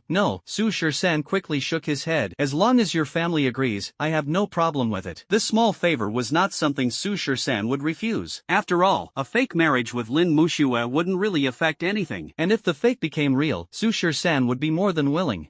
This is more like it. Lin Muxue pouted proudly in her heart, feeling very pleased. "Junior brother, since you agree, after this competition is over and we return, I will explain the situation to the family. At that time, our Lin family will arrange the marriage for us." "Alright," Su Shur-san nodded. "Junior brother, make sure to do your best in tomorrow's match." "Don't worry, senior sister. Then I'll head back first, senior sister." "Alright, I'll see you off." The next day, the fourth round of the Youth Summoner Tournament elimination matches. The audience of the league had already taken their seats, and the venue was buzzing with excitement. The entire dueling arena was lively, an unprecedented spectacle. After all, this fourth round of elimination matches was exceptionally thrilling to watch. The four countries in the competition include the two major powers, Eagle Nation and Bear Nation, as well as the third strongest nation, Saint Ro Nation, and the dark horse of this tournament, Dragon Nation, making it highly anticipated. The contestants from other countries, including those from several eliminated nations, also did not miss this elimination round. Soon, it was time for the competition, and the draw at the referee's table determined the order of the two groups' matches. The result was that Eagle Nation and Saint Ro Nation were the first to compete and start the match. Youth Summoner Tournament, fourth round elimination match. Will the first group teams, Eagle Nation team and Saint Ro Nation team, send out their first contestants? With the referee's announcement, the Saint Ro Nation team and Eagle Nation team sent their first contestants to the stage for the match. In the fourth round elimination match, there is no revival match after failure, so this time the Saint Ro Nation team is going all out. They consecutively sent out the strongest members of their team. However, the strength of the Saint Ro team is ultimately quite different from that of the Eagle team. The Eagle team has 4 sea-level summoners, while the Saint Ro team only has 2. Not only that, the Eagle team defeated the Saint Ro team without ever deploying their strongest combat force. The 35th Youth Summoners Tournament, fourth round of eliminations, Saint Ro team versus Eagle team. Saint Ro team eliminated, awaiting placement matches. The Eagle Nation team wins and advances to the finals. As for the defeat of the Saint Ro Nation team, the spectators in the stands were neither surprised nor regretful, as it was entirely within their expectations. After all, the Eagle Nation team had already won the championship for 3 consecutive years, showcasing formidable strength. While the Saint Ro Nation team was also strong, they were far from being a match for the Eagle Nation team. In this Summoner Tournament, the only team likely to rival the Eagle Nation team would probably be the Bear Nation team. Will the second group of teams please come to the stage, Team Bear Nation and Team Dragon Nation? Will both sides send out their first contestant for the match? With the announcement from the arena referee, it was now time for the match between Dragon Nation and Bear Nation. As for Dragon Nation, the dark horse that emerged, and Bear Nation, the second strongest nation, their match was clearly drawing a lot of attention. The spectators in the stands couldn't help but discuss. By the way, who do you think will win this match? The Bear Country team or the Dragon Country team? Isn't that obvious? It has to be the Bear Country team. Although the Dragon Country team performed very strongly against the Wa Country and the Tianju Country, the strength of Wa Country, Tianju Country, and Bear Country is on completely different levels. But I think that player from the Dragon Country team is really strong too. His summoned beast can even defeat sea-level summoned beasts. That still wouldn't make them a match for Bear Country. You have to know, Bear Country has 3 C-rank summoners. I heard that Bear Country's strongest fighter, Vasily, has 3 C-rank summoned beasts. 3 C-rank summoned beasts? How is that possible? Didn't he sign contracts with lower-ranked summoned beasts before? That's right. I heard that this Vasily has been under strict protection from his family's elders ever since he became a summoner. An A-rank summoner guarded him day and night to prevent any danger. This guy didn't sign any summoned beasts at F-rank or E-rank. When he reached D-rank, he signed a contract with 1 D-rank summoned beast. By the time he advanced to C-rank, he had 3 contract slots and signed contracts with 3 powerful C-rank summoned beasts in one go. I've heard about this too. I also heard that Vasily's family had already prepared contract recovery potions for him. After the tournament ends, they'll have someone kill his D-rank summoned beast to free up the contract slot. When he advances to B-rank, he can directly sign contracts with 2 B-rank summoned beasts. Oh my, is this the foundation of a great family? I wish I could become a summoner too. No worries, brother, you can have anything in your dreams. Doesn't that mean the Dragon Nation team has no hope of advancing advancing? Of course, the strength of the Bear Nation team is no joke. Even their second strongest member, Skynov, has 2 sea-level summoned beasts. Amid everyone's discussions, the Bear Nation sent a contestant onto the stage. This contestant was considered one of the weaker members of Bear Nation's first team, a D-rank summoner, but possessed 3 D-rank contract beasts. This was the foundation of the 2 great powers casually sending out a contestant, and they would at least be a D-rank summoner. In the Dragon Kingdom, they still didn't send Su Shur-san to the stage first but instead sent Zhang Sifan. After all, the Summoner Tournament is an excellent occasion for summoners to hone their combat skills, and Elderchin surely hopes his students can gain more fighting experience. However, how could Zhang Sifan possibly be a match for that Bear Kingdom contestant? He was defeated in just over 10 rounds, and that was even with the Bear Kingdom contestant holding back. Nevertheless, Zhang Sifan didn't suffer any injuries. The Bear Kingdom contestant was very courteous to Zhang Sifan. After defeating Zhang Sifan's summoned beast head-on, he allowed Zhang Sifan to voluntarily concede. After all, Bear Country and Dragon Country have been on good terms for generations, and the summoners from both sides are very amicable. After Zhang Sifan was eliminated, Elderchin sent Lu Huanyu to take the stage. Lu Huanyu performed similarly to Zhang Sifan and was eliminated after just over a dozen rounds. Next, Lin Muxue took the stage. The 2 D-level summoned beasts of Lin Muxue cooperated very well, but they only managed to hold on for just over 20 rounds before being defeated. With the defeat of Zhang Sifan, Lu Huanyu, and Lin Muxue, aside from Su Shur-san, there were no more D-level summoners on the Dragon Nation side. Sending out an E-level summoner would only insult the Bear Nation's contestant. Therefore, Elderchin decisively sent Su Shur-san to the stage. After Su Shur-san took the stage, he faced the Bear Nation's D-level summoner and resolved the battle simply by summoning Plague Dr. 049. Of course, Su Shur-san did not harm the opposing summoner. The so-called Dragon Country is a land of etiquette. Since the other side was kind to their own contestant, Su Shur-san naturally reciprocated with kindness. After the contestant from Bear Country stepped down, the Bear Country team sent out another D-level summoner. This D-level summoner was somewhat stronger than the previous one, but after all, they were just a D-level summoner and no match for Su Shur-san. Su Shur-san simply let the Plague Doctor take the stage alone and easily dealt with the opponent. Su Shur-san consecutively defeated 2 D-level summoners from the opposing team, which made the leader of the Bear Country team realize that D-level summoners were no longer enough to pose a threat to that Dragon Country contestant. Therefore, he decided to send a C-level summoner from the Bear Country team to the stage. At this moment, the Bear Country team's vice-captain, Skynov, volunteered and said, "Leader, let me take the next match." Alright, the Bear Country leader did not refuse. Afterward, Skynov stepped onto the stage. Team Bear Skynov steps onto the stage to face Team Dragon's Su Shur-san. The match begins. As the referee's words fell, 3-dimensional gates slowly appeared beside Skynov. From one of the dimensional gates, a giant black bear slowly emerged. This black bear was much larger than the split-mouthed bear of the Japanese team's Kuta Shinichi, like a standing giant truck. The black fur on its body was like steel needles, and its massive size exuded a suffocating sense of oppression. This was precisely one of Skynov's sea-level summoned beasts, the Black Bear King. From another dimensional gate, a gigantic poisonous scorpion slowly emerged. Its black armor gleamed with a metallic luster, and the massive scorpion tail, tipped with a hooked venomous stinger, was accompanied by incredibly sturdy pincers on either side of its head, which seemed capable of cutting through a car with ease. This is exactly another sea-level contract beast of Skynov, the black-armored Scorpion King. Summoned beasts like insects and arthropods are generally more dominant compared to other summoned beasts of the same level. Therefore, Skynov's black-armored Scorpion King is also his most dominant summoned beast. His black-armored Scorpion King is even more formidable than Emir's spiked wolf spider. As for the last summoned beast Skynov called forth, it was a large feline D-class summoned beast, extremely agile in speed. After summoning it, Skynov immediately mounted the feline summoned beast. Once Skynov summoned his contract beast, Su Shur-san also mobilized the dimensional energy within his consciousness, slowly opening 3-dimensional gates beside him. Plague Dr. 049, the Undying Abomination 682, and the internet-famous Peanut 173 were all summoned by Su Shur-san as well. Actually, to deal with a Skynov, a summoner with 2 sea-level contract beasts, the Bird-beaked Dr. 049 and the indestructible Lizard 682, were more than enough. Summoning the internet-famous giant Peanut was merely a gesture of respect for his opponent on Su Shur-san's part. However, upon seeing Su Shur-san's summoned beasts, Skynov showed no fear. His eyes were filled with confidence. But he suddenly changed his mind and shouted to Su Shur-san in the distance, "Hey, brother from Longwa, I think everyone is tired of watching battles between summoned beasts. How about we have a hand-to-hand combat PK between summoners instead? Do you dare?" Hearing Skynov's words, Su Shur-san did not refuse. "Sure, happy to oblige." Ever since Su Shur-san acquired the system, his physical fitness has improved significantly, making him no weaker than an ordinary sea-level summoner. Even when facing a B-level summoner, Sushir-san could hold his own in a fight based solely on physical strength. This is precisely why Amir's Heavenly Dragon Beast's sneak attack during the match 2 days ago did not cause Sushir-san any serious injuries. If it had been an ordinary D-level summoner facing the full-force strike of a C-level summoned beast, even with 049 absorbing most of the impact beforehand, their internal organs would have been severely shaken, resulting in serious injuries. Therefore, when facing Skynov in a hand-to-hand PK, Sushir-san is confident in his ability to win. However, the spectators in the stands were all shocked to hear that Sushir-san was going to engage in a hand-to-hand PK with Skynov. Hand-to-hand PK between summoners is an unprecedented exception in the history of the tournament. This year's summoner tournament is truly lively. First, a dark horse emerged from the Dragon Kingdom, then sea-level summoners from Wa Kingdom and Tianju Kingdom ambushed the Dragon Kingdom contestant, almost leading to a 3-nation conflict. And now, there's going to be a hand-to-hand PK between summoners. It's just too exciting. What do you mean? Skynov from Bear Kingdom is going to have a hand-to-hand PK with that Dragon Kingdom contestant? Are you kidding? Skynov's size is twice that of the Dragon Kingdom contestant. That's right, if it were a battle between summoned beasts, there might still be some suspense, but a melee fight between summoners? There's basically no suspense at all. Nastyanov's arm is thicker than his opponent's thigh. Isn't this equivalent to a heavyweight boxing champion fighting an ordinary person? Listening to the discussions in the audience, the Dragon Nation team was also very worried. Engaging in a hand-to-hand PK with Skynov from Bear Country is quite a disadvantageous decision, as it means using one's weakness to fight against another's strength. You have to know, this Skynov is nearly 2 meters tall, with thighs, arms, and muscles resembling a human-shaped tank. Although Sushir-san, at 1.8 meters tall, also looks quite sturdy, he appears incredibly petite in front of Skynov. In a hand-to-hand PK, Sushir-san is absolutely no match. Everyone thought that Sushir-san was being overly arrogant. Engaging in hand-to-hand combat with Skynov from the Bear Nation was far from a wise decision. But Sushir-san didn't think so. After both sides reached an agreement, they sent their respective summoned beasts back to the dimensional space and began physical combat. Physical combat is a mandatory course for every summoner. Although summoners experience a significant enhancement in physical fitness as their level increases. However, no matter how strong they become, they are still bound by the limitations of a human body. Even a bulky C-level summoner like Skynov, when caught off guard by an ambush from an E-level summoned beast, ferocious beast, could lose their life with the slightest mistake. Learning physical combat is about training a summoner's reaction and self-defense abilities when facing ferocious beasts. As for Skynov, he was the top-ranked hand-to-hand combatant in the Bear Country's training camp. So when Skynov heard Sushir-san agree to his challenge, he was already 100% confident he could defeat him, and not just defeat him. The day before, Skynov had also promised Amir that he would cripple both of Sushir-san's legs. However, given the long-standing friendship between the Bear Country and the Dragon Kingdom, Skynov didn't dare go too far. During the fight, he said to Sushir-san, "Brother from the Dragon Kingdom, our nations have been allies for generations. I truly have no desire to harm you, but someone has offered me a price I can't refuse to cripple your legs. I have no choice but to comply. But since we're friends, I really don't want to do this. So I'm begging you, when I kick you, pretend your legs are crippled. Make it look as severe as possible, that way I can report back that the job is done. Don't worry, I won't actually permanently injure you. At worst, I might fracture a bone. It'll hurt, but once it's over, I'm willing to give you a bottle of contract restoration elixir as compensation. I hope you'll agree." Hearing this, Sushir-san understood Skynov's intentions completely. Someone offered Skynov a tempting condition to disable his legs, and Sushir-san didn't even need to think about it. He was certain it was Amir from the kingdom of Tianju who made him do it. Although Sushir-san didn't know what the condition was, Skynov's actions made Sushir-san deeply admire him. It was clear that Skynov was not a petty person. Faced with such a situation, he actually explained it to Sushir-san in advance, sought his consent, and was even willing to offer a bottle of extremely precious contract recovery liquid as compensation. This was already very sincere. If it were an ordinary duel, Sushir-san would definitely agree. A minor fracture in exchange for a bottle of contract recovery liquid, this was a deal with guaranteed profit and no loss. But now, this is the Summoners Tournament, concerning the honor of the nation, so Sushir-san naturally could not agree to his request. Thus, Sushir-san replied, "Friend from the Bear Nation, I am very glad that you informed me of this in advance, but I must decline your request because you cannot defeat me. If you can defeat me, I will go along with your request and pretend to be injured by you." Hearing Sushir-san's confidence, Skynov smiled and continued, "In that case, I will no longer hold back. Friend from the Dragon Nation, if I can defeat you, you must agree to my terms." "Alright, if I'm not your match, I will agree." "Then it's settled. Don't worry, when I injure you later, I'll hold back." Sushir-san and Skynov unexpectedly reached an agreement. If Sushir-san was not a match for Skynov, he would pretend to have his legs crippled by Skynov. After the deed was done, Skynov would gift a bottle of recovery liquid as compensation. If Skynov is not Sushursan's match, then he should voluntarily admit defeat. However, Skynov was clearly confident. Ever since Sushursan agreed to this condition, he began to truly exert himself, throwing punches and kicks at Sushursan with all his strength. Skynov's physique was like that of a muscle-bound action movie star, the Schwarzenegger type, very bulky, but relatively clumsy in his movements. Since obtaining the system, Sushursan's physical attributes had been greatly enhanced in all aspects. His movements were extremely agile, making it very difficult for Skynov to land a hit on him. Faced with the constantly dodging Sushursan, Skynov's punches grew faster and faster, pressing forward step by step. Seizing the opportunity, he grabbed Sushursan, intending to execute a body slam. This move is a powerful killer technique in combat skills. If slammed, it would take a long time to get back up. This technique also tests one's waist strength, but clearly, Skynov was very confident in this move. After grabbing Sushursan, he suddenly exerted force with his arms and waist, lifting Sushursan up and then slamming him fiercely toward the ground. In the face of Skynov's body slam, Sushursan remained calm. He countergripped Skynov's arms with both hands and, at the moment of impact, used the momentum to reverse the force, slamming Skynov onto the ground instead. Sushursan's strength was in no way inferior to Skynov's. Taking advantage of the momentum, he countered with a suplex, leaving Skynov completely stunned. Skynov got up, shook his heavy head, and looked at Sushursan in disbelief. He hadn't expected Sushursan's strength to be on par with his, or even surpass his, making him suspect that Sushursan might be a B-level summoner. Then, unwilling to accept defeat, Skynov charged at Sushursan again, employing the combat techniques he had painstakingly practiced. Sushursan always dodged and deflected Skynov's attacks, seizing the right moments to counterattack. In fact, the essence of combat lies in evasion. Sushursan fully utilized his own advantages to completely suppress Skynov. Of course, the greater essence of fighting lies in those dirty moves. If Sushursan were to learn the mad dog boxing style of Chunhegao from his previous life, using moves like eye gouging and groin strikes, Skynov probably wouldn't last long. Although fighting is divided into weight classes, with heavier fighters being more formidable, it also depends on technique. Take, for example, a renowned martial arts master from Sushursan's previous world, Chunhegao, the founder of mad dog boxing. His combat philosophy is to use any means necessary. The beginner's mantra is, the criminal code, warning you not to come closer, and the next second, he'll blow you up. After crippling his opponent, when the police arrive, the first thing he says is, I was absolutely terrified at the time. Very soon, Skynov was heavily slammed to the ground by Sushursan with an arm throw and could no longer get up. At this moment, Skynov was utterly dumbfounded and surprised. He hadn't expected that Sushursan would surpass him in combat skills, and that frail-looking body would be even stronger than his. Helpless, Skynov had no choice but to surrender to the referee and voluntarily admit defeat. He wasn't the kind of person who couldn't accept losing. He had great respect for the strong, and at this moment, he deeply admired Sushursan. He lost, but he had no regrets about losing. After Skynov voluntarily admitted defeat, the referee announced, Skynov from Bear Country has voluntarily admitted defeat. The contestant Sushursan from Dragon Country wins. Will Bear Country please send out the next contestant? Seeing Skynov being overpowered by Sushursan in combat and even voluntarily admitting defeat caused an uproar. Wow, does he have to be that fierce? Did that Dragon Country contestant grow up eating fertilizer? How can he be this strong? Isn't that right? Skynov from Bear Country is twice his size and still no match for him. This guy's combat skills are so strong, he's a monster. This Dragon Country contestant is just as freakish as his summoned beast. He looks frail, but in reality, he's insanely powerful. Over on the Dragon Country side, everyone was utterly shocked to see Sushursan on stage being so incredible, actually defeating Skynov from Bear Country in hand-to-hand combat. Back during the training camp, Sushursan had participated in the weekly combat classes organized by Old Chen, but his performance in those classes was nothing special, just average and unremarkable. Unexpectedly, he turned out to be so awesome. Could it be that Sushursan had been hiding his true strength in front of them all along? What a schemer! At this moment, Sushursan had already become the scheming boy in everyone's eyes. On the stage, after Skynov voluntarily admitted defeat, he struggled to get up and came to Sushursan, giving him a hug. He praised, brother from Longwa, I didn't expect you to be so strong. I misjudged you. Friend from Xiongwa, you are also very strong. Facing someone like Skynov, Sushursan was also very amicable and friendly. Able to take it up, let it go, respect opponents, and accept defeat gracefully, such a person is indeed worthy of being called a friend by Sushursan. Brother from Longwa, after the competition is over, when we from Xiongwa visit your Longwa, I will definitely come over and spar with you again. You are most welcome. The two exchanged pleasantries, and Skynov gave Sushursan a big hug once more before stepping off the stage. Back at the Bear Nation's contestant area, Skynov first apologized to the team leader. Team leader, I'm sorry, I lost and let you down. In response, the Bear Nation's team leader did not blame Skynov. It's okay, I can see that you tried your best. For someone who can surpass you in combat combat skills, this Dragon Nation contestant is also a combat expert. At this moment, a stunningly beautiful blonde-haired, blue-eyed woman nearby snorted coldly, "What a useless person. You always claim that no one at your level can match you in combat, yet you couldn't even beat that Dragon Nation guy." The one mocking Skinov was another sea-level summoner from the Bear Nation team, Sophia. "If you have the guts, go ahead." Skinov didn't hold back and retorted, "I'll go, just watch me." Then, Sophia turned around and headed straight to the arena. The leader of Bear Country didn't stop her either, as he had originally planned to send Sophia out for the next match. As Sophia stepped onto the stage, the audience in the stands erupted into a commotion. The reason was simple: Sophia was stunningly beautiful. Standing at 1.7 meters tall, with a supermodel figure, fair skin, blonde hair, blue eyes, and exquisitely defined features, her eyes were deep and captivating. It is often said that Caucasians produce beauties, as they are generally quite attractive. Most women of that type are very tall, have great figures, and are stunningly beautiful with fair and delicate features. This Sophia is an even more exceptional beauty among white women, so gorgeous she seems almost like a virtual character, glowing under the sunlight. Although most white beauties are indeed beautiful, they all share a fatal flaw: their prime is too short. After marriage and childbirth, their figures tend to lose shape, lacking the longevity of Asians. Amid the commotion in the spectator seats, Sophia stepped onto the ring to face Su Shur-san. Sophia, the contestant from the Bear Nation, steps onto the stage to face Su Shur-san, the contestant from the Dragon Nation. As the referee's voice fell, it officially announced the start of the match. The match begins. However, Sophia showed no intention of summoning her contracted beast to fight. She shouted to Su Shur-san in the distance, "Hey, Dragon Nation kid, dare to have another combat PK with me?" Su Shur-san? Su Shur-san was a bit stunned. He hadn't expected this beautiful woman from the Bear Country to also want to engage in a physical fight with him.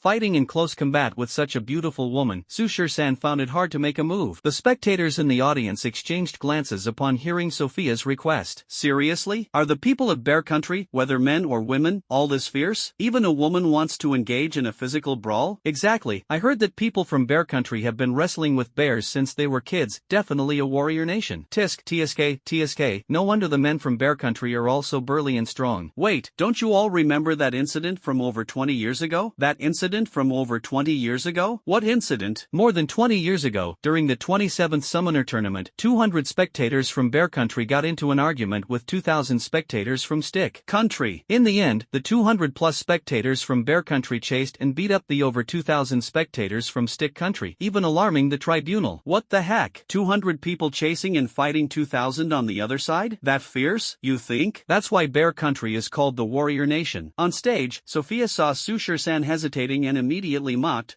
What's there to hesitate about? Are you scared?" In response, Su Shur-san replied, "I'm afraid of hurting you." "Hurting me?" Sophia immediately laughed. "You'd better take care of yourself." As she spoke, Sophia pulled the hair tie off her wrist, calmly tied her hair, and walked towards Su Shur-san. Sophia seemed eager to engage in a physical fight with him, so Su Shur-san had no choice but to oblige. As Sophia approached, she took the initiative to attack Su Shur-san, throwing a right straight punch directly at his face. Su Shur-san raised his arm to block, and Sophia's fist landed on his left arm. That seemingly delicate fist actually caused him a slight twinge of pain. The force behind Sophia's punch was surprisingly strong, almost reaching 70% of Skynov's strength. Sophia's right straight punch was blocked, followed by a left hook aimed at Su Shur-san's chin. Su Shur-san instinctively took a small step back to dodge. The next second, Sophia extended her long, straight leg to kick at Su Shur-san's face with incredible speed. Su Shur-san blocked with his left arm again, but Sophia's kick landed on his forearm, causing a burning pain. Just as he was taken aback, Sophia took advantage of the momentum to leap into the air, spinning mid-air, and using the force of her entire body to deliver a side kick with her right foot towards Su Shur-san's face. Su Shur-san instinctively raised his arm to block again, but Sophia's kick was so powerful that Su Shur-san was forced back several steps, stumbling and nearly falling to the ground. Su Shur-san was even more bewildered. Before he could react, Sophia closed in again, throwing punches and kicks with incredible speed, agility, and power. Su Shur-san was repeatedly suppressed, forced to retreat and dodge continuously. Seeing Su Shur-san being overpowered by a beautiful woman from Bear Country, the contestants from other countries exchanged bewildered glances, as if they'd seen a ghost. On the other hand, the contestants from Bear Country remained calm, as if this was nothing out of the ordinary, because they knew Sophia's strength. This unrealistically beautiful long-legged beauty was actually the runner-up in the Bear Country training camp's combat class, second only to Skinov. Although she was second, Sophia's combat skills were the most advanced among all the contestants. As for why Skinov was the first, it was because of his massive size, which made it impossible for Sophia to break through his defense. If Sophia's strength were equal to Skinov's, with her superb combat skills and agile movements, she could absolutely pin pin Skinov to the ground. However, Su Shur-san does not have Skinov's defense. Therefore, Sophia, with her top-notch combat skills, happens to counter Su Shur-san, suppressing him at every turn from the very beginning. Su Shur-san, continuously suppressed by Sophia, also realized that the beautiful woman from the bear country in front of him was no ordinary person. Her combat skills far surpassed his own, leaving Su Shur-san without even a chance to fight back. Since he couldn't win in a fair fight, he could only resort to underhanded tactics. So when Sophia launched a downward axe kick at him, Su Shur-san didn't dodge. Instead, he took the blow squarely on his left shoulder. Though the impact was painful, he used the momentum to seize her ankle, pinning her right leg firmly against his shoulder and immobilizing her. With her right leg trapped, Sophia immediately followed up by throwing a punch straight at Su Shur-san's face. But Su Shur-san abruptly yanked her ankle backward, forcing her into a full 180-degree split. Now, with her left leg supporting her weight and her right leg locked over his shoulder, Sophia found herself completely stuck, unable to break free. Not only could the right leg not move, but the left leg couldn't move either, because once the left leg left the ground, balance would be lost and a fall was inevitable. Moreover, because the distance was too great, Sophia's fist couldn't reach Su Shur-san. At this point, Sophia was completely under Su Shur-san's control. So, Su Shur-san said to Sophia, "Surrender. As long as you surrender, I'll let you go. Dream on." Sophia snorted coldly, but her defiance lasted only a second. Su Shur-san, gripping her ankle, took another step back, forcing her legs into a split that stretched to nearly 190 degrees. Even with her high flexibility, the strain sent a sharp tingling numbness shooting through her inner thighs. Humiliated and furious, she yelled at Su Shur-san, "Let me go, now. As long as you admit defeat, I'll let you go." Su Shur-san repeated the same words. "In your dreams." Sophia cursed angrily and kicked out with her left leg, which was supporting her body, landing a kick on Su Shur-san. Although Sophia completely lost her balance and fell heavily to the ground, she managed to kick Su Shur-san and freed her right leg from restraint. Dazed by the kick, Su Shur-san thought to himself, "This woman is ruthless, harming me just costs her as much." Humiliated and enraged after breaking free, Sophia scrambled up from the ground and charged at Su Shur-san again, throwing a relentless barrage of punches and kicks, each move explosive with power. Seeing that his previous tactic had failed, Su Shur-san switched strategies. As Sophia threw a punch, he swiftly grabbed her wrist, pinned both her hands, and wrapped himself around her from behind. That's right, he hugged her. Su Shur-san firmly restrained Sophia's hands and hugged her from behind. Their bodies were tightly pressed together, leaving Sophia unable to throw punches. However, Su Shur-san only restrained Sophia's arms, so her legs were still free to move. As a result, Sophia directly lifted her foot and stomped hard on Su Shur-san's toes. Su Shur-san grimaced in pain, thinking to himself that this woman was really ruthless. Since that was the case, Su Shur-san decided to go all out. He directly took Sophia down, and the two of them ended up lying on the ground. Then, Su Shur-san quickly used his legs to clamp Sophia's legs, rendering them immobile as well. Thus, Su Shur-san and Sophia lay on the ground, with Su Shur-san tightly holding Sophia from behind, his hands pinning her arms and his legs clamping hers, rendering Sophia completely immobile. Seeing this scene on the stage, the audience in the stands exchanged bewildered glances. What's going on? Is this a fight? Why does this look like a young couple flirting with each other? Held tightly by Su Shur-san, Sophia was overwhelmed with shame and fury. She shouted angrily at Su Shur-san, "Let go of me right now. As long as you admit defeat, I'll let you go immediately." Su Shur-san repeated the same words. On the stage, "Are all people from Longwa as despicable as you? Do you only know how to use such dirty tricks?" Sophia shouted angrily again. In the Dragon Kingdom, there's a saying, "For victory, by any means necessary." I just want to win. I have no intention of dishonoring you. Though he said that, holding Sophia and smelling her fragrance, Su Shur-san couldn't help but feel a bit distracted. Despicable. Sophia cursed again, then directly opened her mouth and bit Su Shur-san's forearm. Hiss. Su Shur-san gasped in pain, thinking to himself, is this woman a dog? Feeling the pain in his forearm, he threatened Sophia, "Let go, or don't blame me for being rude." However, Sophia refused to let go and bit down even harder. Seeing this, Su Shur-san decided to go all out, gripping Sophia's arms firmly and applying force. Sophia was visibly startled, her body trembled, and then she bit down even harder. In response, Su Shur-san began to knead forcefully. The more pain Sophia inflicted with her bite, the harder Su Shur-san kneaded. Held tightly by Su Shur-san, Sophia's breathing began to quicken. Her stunningly beautiful face was flushed, glowing with a delicate redness, and burning hot. However, since both of them were lying on the ground, with Sophia's body pressed down and the distance being too far, the people in the dueling arena couldn't see Su Shur-san's actions of pinching her. What others saw was Su Shur-san holding Sophia tightly, the two lying on the ground motionless, looking just like a couple cuddling while sleeping. Only the two of them knew how fiercely they were secretly competing at the moment. After retaliating in kind, Su Shur-san found Sophia still refusing to let go. In a low voice, he threatened right by her ear, "If you don't release your bite now, I'll tear your top off in front of everyone." Faced with his threat, threat, Sophia snarled, "You wouldn't dare. Just watch me." Su Shursan's temper flared as well. No sooner had he spoken than he reached out to rip Sophia's top apart. An extremely furious Sophia suddenly slammed the back of her head into Su Shursan's forehead. After being hit hard, Su Shursan felt a moment of dizziness. Sophia took advantage of this opportunity to break free from Su Shursan's restraint, rolled a few times, and stood up from the ground. Seeing that Sophia had actually broken free from his restraint, Su Shursan quickly got up as well. Facing each other once again, Sophia looked as if she wanted to bite Su Shursan to death. Amidst the searing pain, Sophia burned with a mix of humiliation and fury. "You despicable Longwa man, I swear I'll break your hands." "Miss Sophia, I'd advise you to surrender now," Su Shursan taunted. "If I get another chance, I'll tear your top to shreds." Enraged and breathing heavily, Sophia decided to take matters into her own hands. With a sharp rip, she tore off her upper garment herself. She threw the torn fabric to the ground and glared defiantly at Su Shursan, as if declaring, "Your threats mean nothing. I'll do it myself." Witnessing this, Su Shursan was completely dumbfounded. Is she really this fierce? Tear it up just like that? Not? You don't even need me to do it, huh? What's gotten into this woman? It's just a game, no need for such resentment. The spectators in the stands, along with contestants from other countries, were wide-eyed as they watched Sophia tear off her own shirt. What's going on? Stripping in public? This beauty is way too fierce. This instantly secures the top headline across the entire league tomorrow. Does anyone have a camera? Quick, capture this moment. Damn it, I forgot to wear my glasses. I'm nearsighted with 500 degrees. I can't see clearly. Someone lend me a pair of glasses. I'll pay 1,000 alliance coins. Binoculars, binoculars, binoculars. Hey, brother up there, your spit is dripping on my head. Damn it, can you have a little self-respect? Guys getting so hyped during a fight that they take off their shirts, it's pretty common. Don't even mention taking off shirts during a fight. Guys walking around shirtless in the summer doesn't raise any eyebrows. But a woman getting so fired up in a fight that she angrily takes off her shirt, this is honestly the first time I've ever seen that. The key point is, this woman is an absolutely stunning beauty. That slender waist, smooth and fair back, graceful figure, her whole presence under the sunlight was dazzling, glowing with a radiant whiteness. Instantly, the entire arena erupted with excitement from the male spectators. Of course, Sophia had only removed her top, leaving a white bra that covered her ample chest. Nothing was actually exposed. She merely revealed her back and a glimpse of her slender waist. But that was more than enough to drive countless men wild. The athletes from the Bear Nation were utterly shocked, their eyes nearly popping out in disbelief as they saw Sophia tear off her shirt in anger on the stage. As Sophia's teammates, they naturally knew about her fiery temper, but they never expected her to be so bold as to tear off her shirt in front of such a large audience. Even they could only exclaim, "Impressive." At the same time, they couldn't help but feel for Su Shursan in their hearts. Now that Sophia was completely enraged, the Dragon Nation's contestant was likely in for a tough time. She's famously fearless. Once you provoke her, even the gods would tremble. Thanks to her stunning looks, Sophia is never short of suitors. However, she treats every single one of those annoying admirers equally, with a brutal beating. One pursuer, frustrated by his inability to win her over, called her a bitch to her face. Sophia responded by beating him so severely that he was left permanently infertile. She literally kicked his family jewels into oblivion. Her fiery temper was well known throughout the entire Bear Kingdom, to the point that no summoner dared to pursue her anymore. Even Skynov hesitated to face her in battle. When this woman gets angry, no one can handle her. After Sophia tore off her shirt in front of Su Shursan, she continued charging at him in fury, throwing punches and kicks, each strike landing solidly. Her seemingly delicate body was actually full of strength. Su Shursan endured it all the way, his whole body aching, likely covered in bruises by now. The key point is that Sophia's combat skills far surpass Su Shursan's. In a direct confrontation, Su Shursan is completely outmatched and has been suppressed the entire time. It seems that the only option is to use that move from earlier on the stage. So, Su Shursan once again found an opportunity, instantly pinning Sophia's arms, moving behind her, and tightly embracing her. Then, with a thud, he brought her down together with him, using his legs to firmly lock hers, completely restraining Sophia and rendering her immobile. The audience in the stands. The contestant from Bear Country. The contestant from Dragon Country. Ha, what is this about? Hugging again? Lying on the ground sleeping again? Is this a competition? Why does this look like a couple playfully fighting? In the Dragon Kingdom spectator area, Lin Mushua saw Su Shursan hugging that stunning beauty from the Bear Kingdom again, and she felt inexplicably annoyed. She strongly suspected that Su Shursan was doing it on purpose, deliberately taking advantage of the other party. Sure enough, no man is any good. Sophia, tightly hugged by Su Shursan, was also somewhat speechless. She angrily said, "Can't you change to a different posture?" Su Shursan, on the stage. Why does this sound so easy to misinterpret? No choice, I can't beat you in a direct fight, so I have to do this. Miss Sophia, I hope you can understand my determination to win. Understand yourself. sister. After scolding, Sophia bit Su Shursan's arm again. Su Shursan. Hiss. After taking a sharp breath, Su Shursan couldn't help but say, Miss Sophia, can't you bite a different arm? You mind your own business. Sophia mumbled indistinctly, biting even harder. Then, Sophia used the same move as before, slamming the back of her head forcefully toward Su Shursan's face, but this time Su Shursan was clearly prepared. Su Shursan pressed his face directly against Sophia's, his head against hers, preventing her from using any headbutt attacks. Face to face with a strange man, Sophia was on the verge of fury. She had to admit, before this, no other man had even touched her hand, yet now she was being tightly held by a man. She could even feel this man's breath. Shame and anger. Extreme shame and anger. Right now, Sophia wished nothing more than for Su Shursan to be cut off from descendants, but she couldn't even move. Having completely subdued Sophia, Su Shursan whispered softly in her ear, Miss Sophia, I advise you to surrender immediately. Otherwise, if I do something unpleasant to you later, you'll regret it when it's too late. You dare! Sophia shouted angrily. Then, Sophia bit Su Shursan's arm again, in the same spot as before, causing him to grimace in pain once more. Su Shursan ignored her and directly reached out to grab Sophia's chest again, beginning to violently. While violently, Su Shursan threatened, Miss Sophia, if you don't admit defeat, believe it or not, I'll tear off your bra again. If you dare to do that, even if you escape to the ends of the earth, I will kill you. Sophia threatened back. But Su Shursan wasn't fazed at all. His actions became even more forceful, causing Sophia to let out a pained whimper. However, Su Shursan truly didn't dare to tear off Sophia's bra in front of so many people. If he really did that, wouldn't it make her the subject of gossip throughout the entire alliance? So, Su Shursan could only resort to another way of threatening. Then, Su Shursan blew a warm breath into Sophia's ear and threatened again, Miss Sophia, if you don't surrender, I'll lick your face with my tongue, covering your beautiful face with my saliva. Just a friendly reminder, I've never had the habit of brushing my teeth since I was a child. When I breathe in the morning, it could knock out an elephant, and my saliva has a unique flavor too. Su Shursan had no choice but to use this kind of creepy, perverted threat. Presumably, any girl with a cleanliness obsession would surrender upon hearing such words from Su Shursan. Su Shursan, after finishing his words, decided to go all in and gently bit Sophia's earlobe, blowing a warm breath in the process. Immediately after, Su Shursan noticed Sophia's entire body tremble, and a blush spread from her cheeks to the tips of her ears. At this, Sophia completely panicked. She quickly said, No,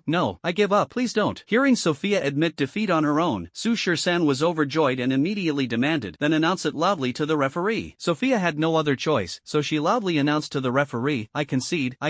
Upon hearing Sophia's concession, the referee watching the drama from afar confirmed again, Are you sure you concede? Absolutely, Sophia shouted angrily. Hearing Sophia's confirmation, the referee loudly announced, Sophia from Bear Country voluntarily concedes, Su Shursan from Dragon Country wins. After the referee announced the decision, Su Shursan finally let go of Sophia. After letting go of Sophia, Su Shursan cautiously stepped back a few paces, fearing that Sophia might hold him accountable. Sophia stood up and looked at Su Shursan with a mix of shame and anger, her furious gaze seemingly wishing to tear him apart. In response, Su Shursan could only shrug helplessly and say to Sophia, I sincerely apologize, Miss Sophia. This was a last resort. I've said before, I'm someone who will stop at nothing to win. After speaking, Su Shursan added, Oh, by the way, Miss Sophia, I actually lied to you earlier. I've had the habit of brushing my teeth every morning and evening since I was a child. I even rinsed my mouth before going on stage. If Su Shursan hadn't mentioned this, it would have been fine, but after he did, Sophia completely lost her temper. You shameless scoundrel, I will definitely kill you. After speaking, Sophia still wanted to charge at Su Shursan, but was stopped by the referee. Eliminated contestants, please leave the stage promptly. Bear Country, please send out your next participant. Faced with this, Sophia had no choice but to step down in shame and anger. After returning to the Bear Country contestants area, Sophia took the clothes her teammates had hastily prepared for her and draped them over herself, covering the body that countless men envied. She glared at the shameless Su Shursan on stage, her eyes almost spitting fire. Seeing that someone could actually make this young lady suffer a setback, the other contestants from Shun Country silently gave Su Shursan a thumbs up in their hearts. A role model for us all. Truly a role model for us all. It was their first time seeing this young lady suffer a setback and be completely subdued. Vasily, you're up for the next round. At this moment, the leader of the Bear Country team spoke to Vasily beside him. This Vasily was the strongest member of the Bear Country team, a summoner with 3 sea-level summoned beasts. Alright, Vasily stood up, ready to face Su Shursan. Before going on stage, the representative of the Bear Nation advised him, don't take the battle lightly, but also don't harm the opponent's summoned beast. A win is a win, and a loss is a loss. Even if you lose, don't resort to underhanded tactics. Don't ruin the harmony between our two nations. Also, losing this match isn't a big deal. The Dragon Nation has been in decline for over 20 years. They need a chance to regain their pride and an opportunity to nurture fresh talent. Lord Daniel told me yesterday that if necessary, you must let the Dragon Nation advance to the finals. I know you're competitive by nature, but this time, I hope you can consider the interests of both the Bear and Dragon nations, and even the interests of the entire alliance. Don't worry, team leader, I know what to do. Hearing the team leader's words, Vasily nodded solemnly, then stepped onto the ring to face Su Shur-san. Vasily from Shon country steps up to face Su Shur-san from Long country. With the referee's command, the match officially began. This time, Vasily did not choose to engage in close combat with Su Shur-san but directly summoned his 3 sea-level contract beasts. To show respect for his opponent, Su Shur-san also summoned Birdbeak Dr. 049, Immortal Scourge Lizard 682, and Internet Celebrity Peanut 173. The match begins. Afterward, Su Shur-san began an intense battle with Vasily. Vasily's 3 sea-level summoned beasts were indeed very powerful. Even the weakest one was comparable to Watanabe Tingchon's Centipede Demon, and the 3 summoned beasts cooperated seamlessly, showcasing exceptional strength. But unfortunately, their opponents were Plague Dr. 049, the Immortal Reptile 682, and Peanut 173, 3 containment entities that are both indestructible and domineering. Although Vasily's 3 contracted beasts fought back and forth with the Plague Doctor and the others, 049, 682, and 173 are all immortal beings. Over time, Vasily's 3 contracted beasts became increasingly outmatched. After dozens, even hundreds of rounds of battle, Vasily's 3 contracted beasts were nearly exhausted. In the end, with no other options, Vasily had to voluntarily concede defeat. This battle was fiercely contested by both sides, yet relatively amicable. Vasily's 3 summoned beasts were clearly holding back from start to finish, probably to avoid harming 049, 682, and 173. Su Shur-san also specifically ordered 049, 682, and 173 not to harm Vasily's contracted beasts. Su Shur-san greatly admired Vasily for voluntarily conceding. If Vasily had let his 3 contracted beasts unleash their full power without holding back and used every possible method, it would have been quite difficult for Su Shur-san to defeat him. Although 049, 682, and 173 are all immortal, it wasn't too difficult for Vasily to blast them off the ring. If he were a bit more devious, learning from Amir to launch a sneak attack, Su Shur-san probably wouldn't have made it to the next round. So, in this match, Vasily was clearly holding back and went easy quite a bit. Vasily from Bear Country voluntarily concedes. Su Shur-san from Dragon Country wins. Please send out the next contestant from Bear Country. As the referee's voice fell, Su Shur-san clasped his fists toward Vasily in gratitude and said, "Friend from Bear Country, thank you very much." "You're welcome." Vasily smiled and then stepped down from the arena. Seeing Vasily from Bear Country lose to Dragon Country, the spectators in the stands looked at each other in confusion. They weren't fools and naturally noticed that Vasily from Bear Country had been holding back and going easy from the moment he stepped onto the stage until the end, as if deliberately letting Dragon Country win. They couldn't understand Bear Country's actions. They couldn't help but discuss. What's going on here? It's almost the finals, and Bear Country is still going easy? Now all 3 of Bear Country's sea-level summoners have lost. Who can still be a match for that contestant from Dragon Country? I don't know, maybe Bear Country wants Dragon Country to advance to the finals. Then why is Bear Country doing this? Bear Country and Dragon Country have been good allies for generations. Over the past 20 years, as Dragon Country has steadfastly guarded the walls, Bear Country has provided a lot of support. This time, Dragon Country has finally made it to the semi-finals through their own strength. Bear Country probably wants to help improve Dragon Country's ranking in the competition. That way, Dragon Country can send more summoners into the dimensional world to train this year. Oh,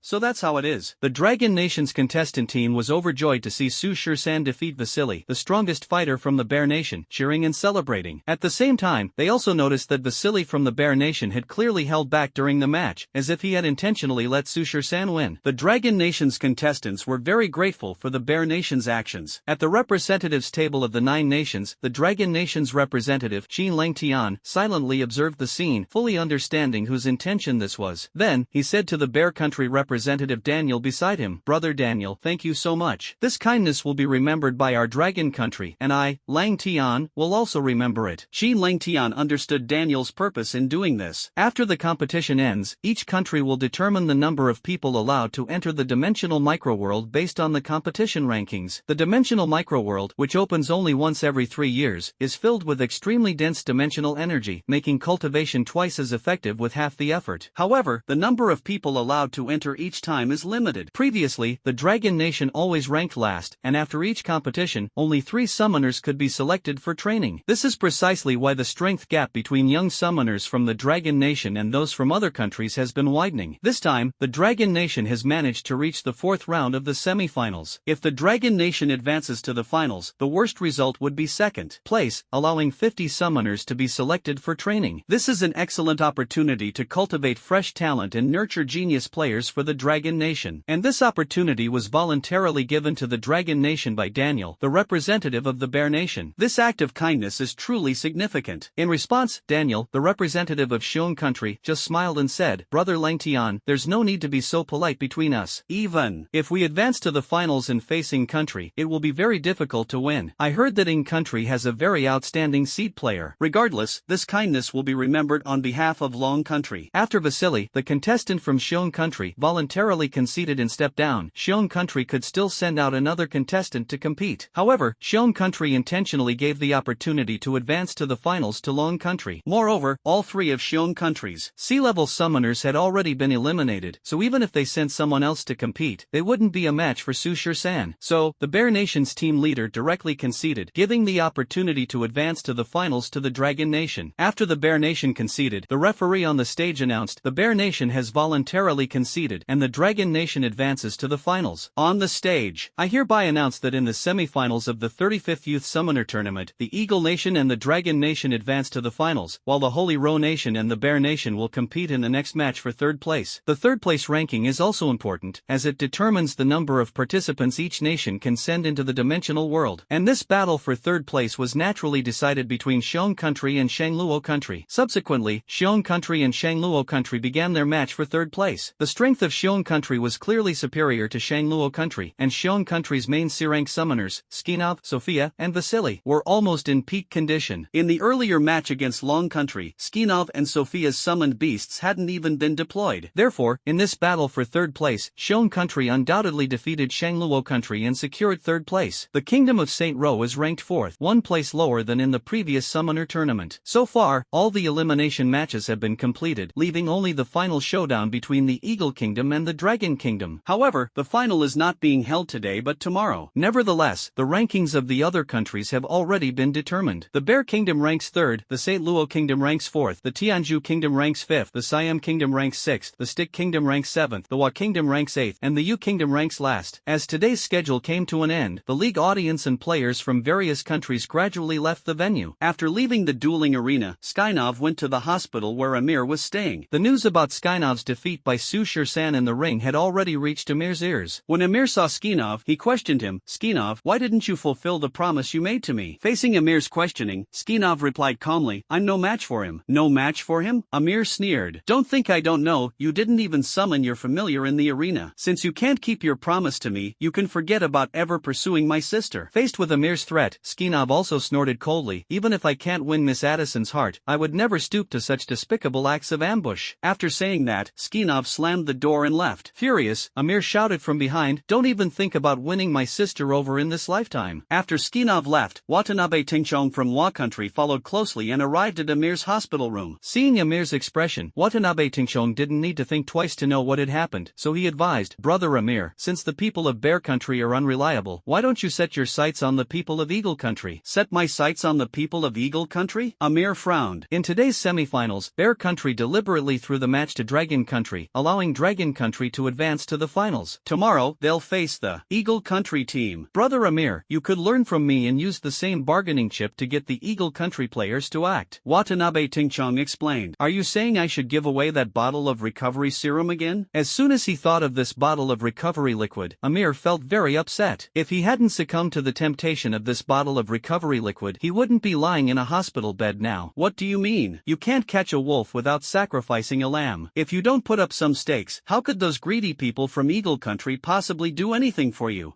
Amir fell into a dilemma. After returning to the hotel, the Dragon Nation team held a celebration banquet for Su Shirsan, with Chen Lao and the other team members gathering to drink and enjoy a lively evening. Chen Lao, worried that Su Shirsan might feel pressured about tomorrow's match against the Eagle Nation team, advised him, "Shirsan, tomorrow's match against the Eagle Nation, although your strength is formidable, don't put too much pressure on yourself. You've already performed outstandingly on this journey. Right now, you are the pride of our Dragon Nation. Even if we lose, it won't be shameful." For this summoner tournament, the Dragon Nation team's goal was simply not to finish last. Even second to last would have been a cause for joy. But now, they had unexpectedly fought their way to the finals. This was nothing short of a delightful surprise, surprise, like a golden nugget falling from the sky. This was something no one expected. Even if they lose tomorrow, they will still be in second place. Securing second place not only means they won't need to guard the walls, but this year they can also send 50 Dragon Nation summoners into the dimensional microworld for training. That's how it is. The ranking in this summoner competition determines the number of people each country can send into the dimensional microworld. The country ranked first can select 80 summoners to enter the dimensional small world. The country ranked second can select 50 summoners to enter the small world. The country ranked third can select 35 summoners to enter the small world. The country ranked fourth can select 25. The country ranked fifth can select 15. The country ranked sixth can select 10. The country ranked seventh can select 8. The country ranked eighth can select 5. And the country ranked last can only select 3. In the previous 7 summoner tournaments, the dragon country has always been at the bottom, so every 3 years it could only allow 3 potential summoners to enter for training. Because of this, the strength of the dragon country's players has increasingly lagged behind the players from other countries. However, this year, the dragon country has made a leap into the finals, at worst securing second place, which means 50 potential summoners can enter for training. This will allow the cultivation of a lot of fresh blood. The summoners sent in to train are basically the seed players for the next youth summoner tournament. With this victory, the Dragon Nation might gradually return to its peak and once again become one of the previous 3 major powers. And all of this is thanks to Su Shur-san. Therefore, whether it's Elder Chen, the other players from the Dragon Nation, or even the citizens back in the Dragon Nation and the high-ranking officials of the Dragon Nation Tribunal, they are all deeply grateful to Su Shur-san. He is the hero of the Dragon Kingdom. In response to Elder Chen's concerned advice, Su Shur-san also agreed. Don't worry, Elder Chen, I don't feel any pressure. Tomorrow, when facing Eagle Country, I will give it my all. Good. With those words, your teacher can rest assured. After the celebration banquet ended, Su Shur-san returned to his room to rest. Just as he lay down on the bed, a voice echoed in Su Shur-san's mind. It was the long-lost system voice. Congratulations to the host, the system's summons have been expanded.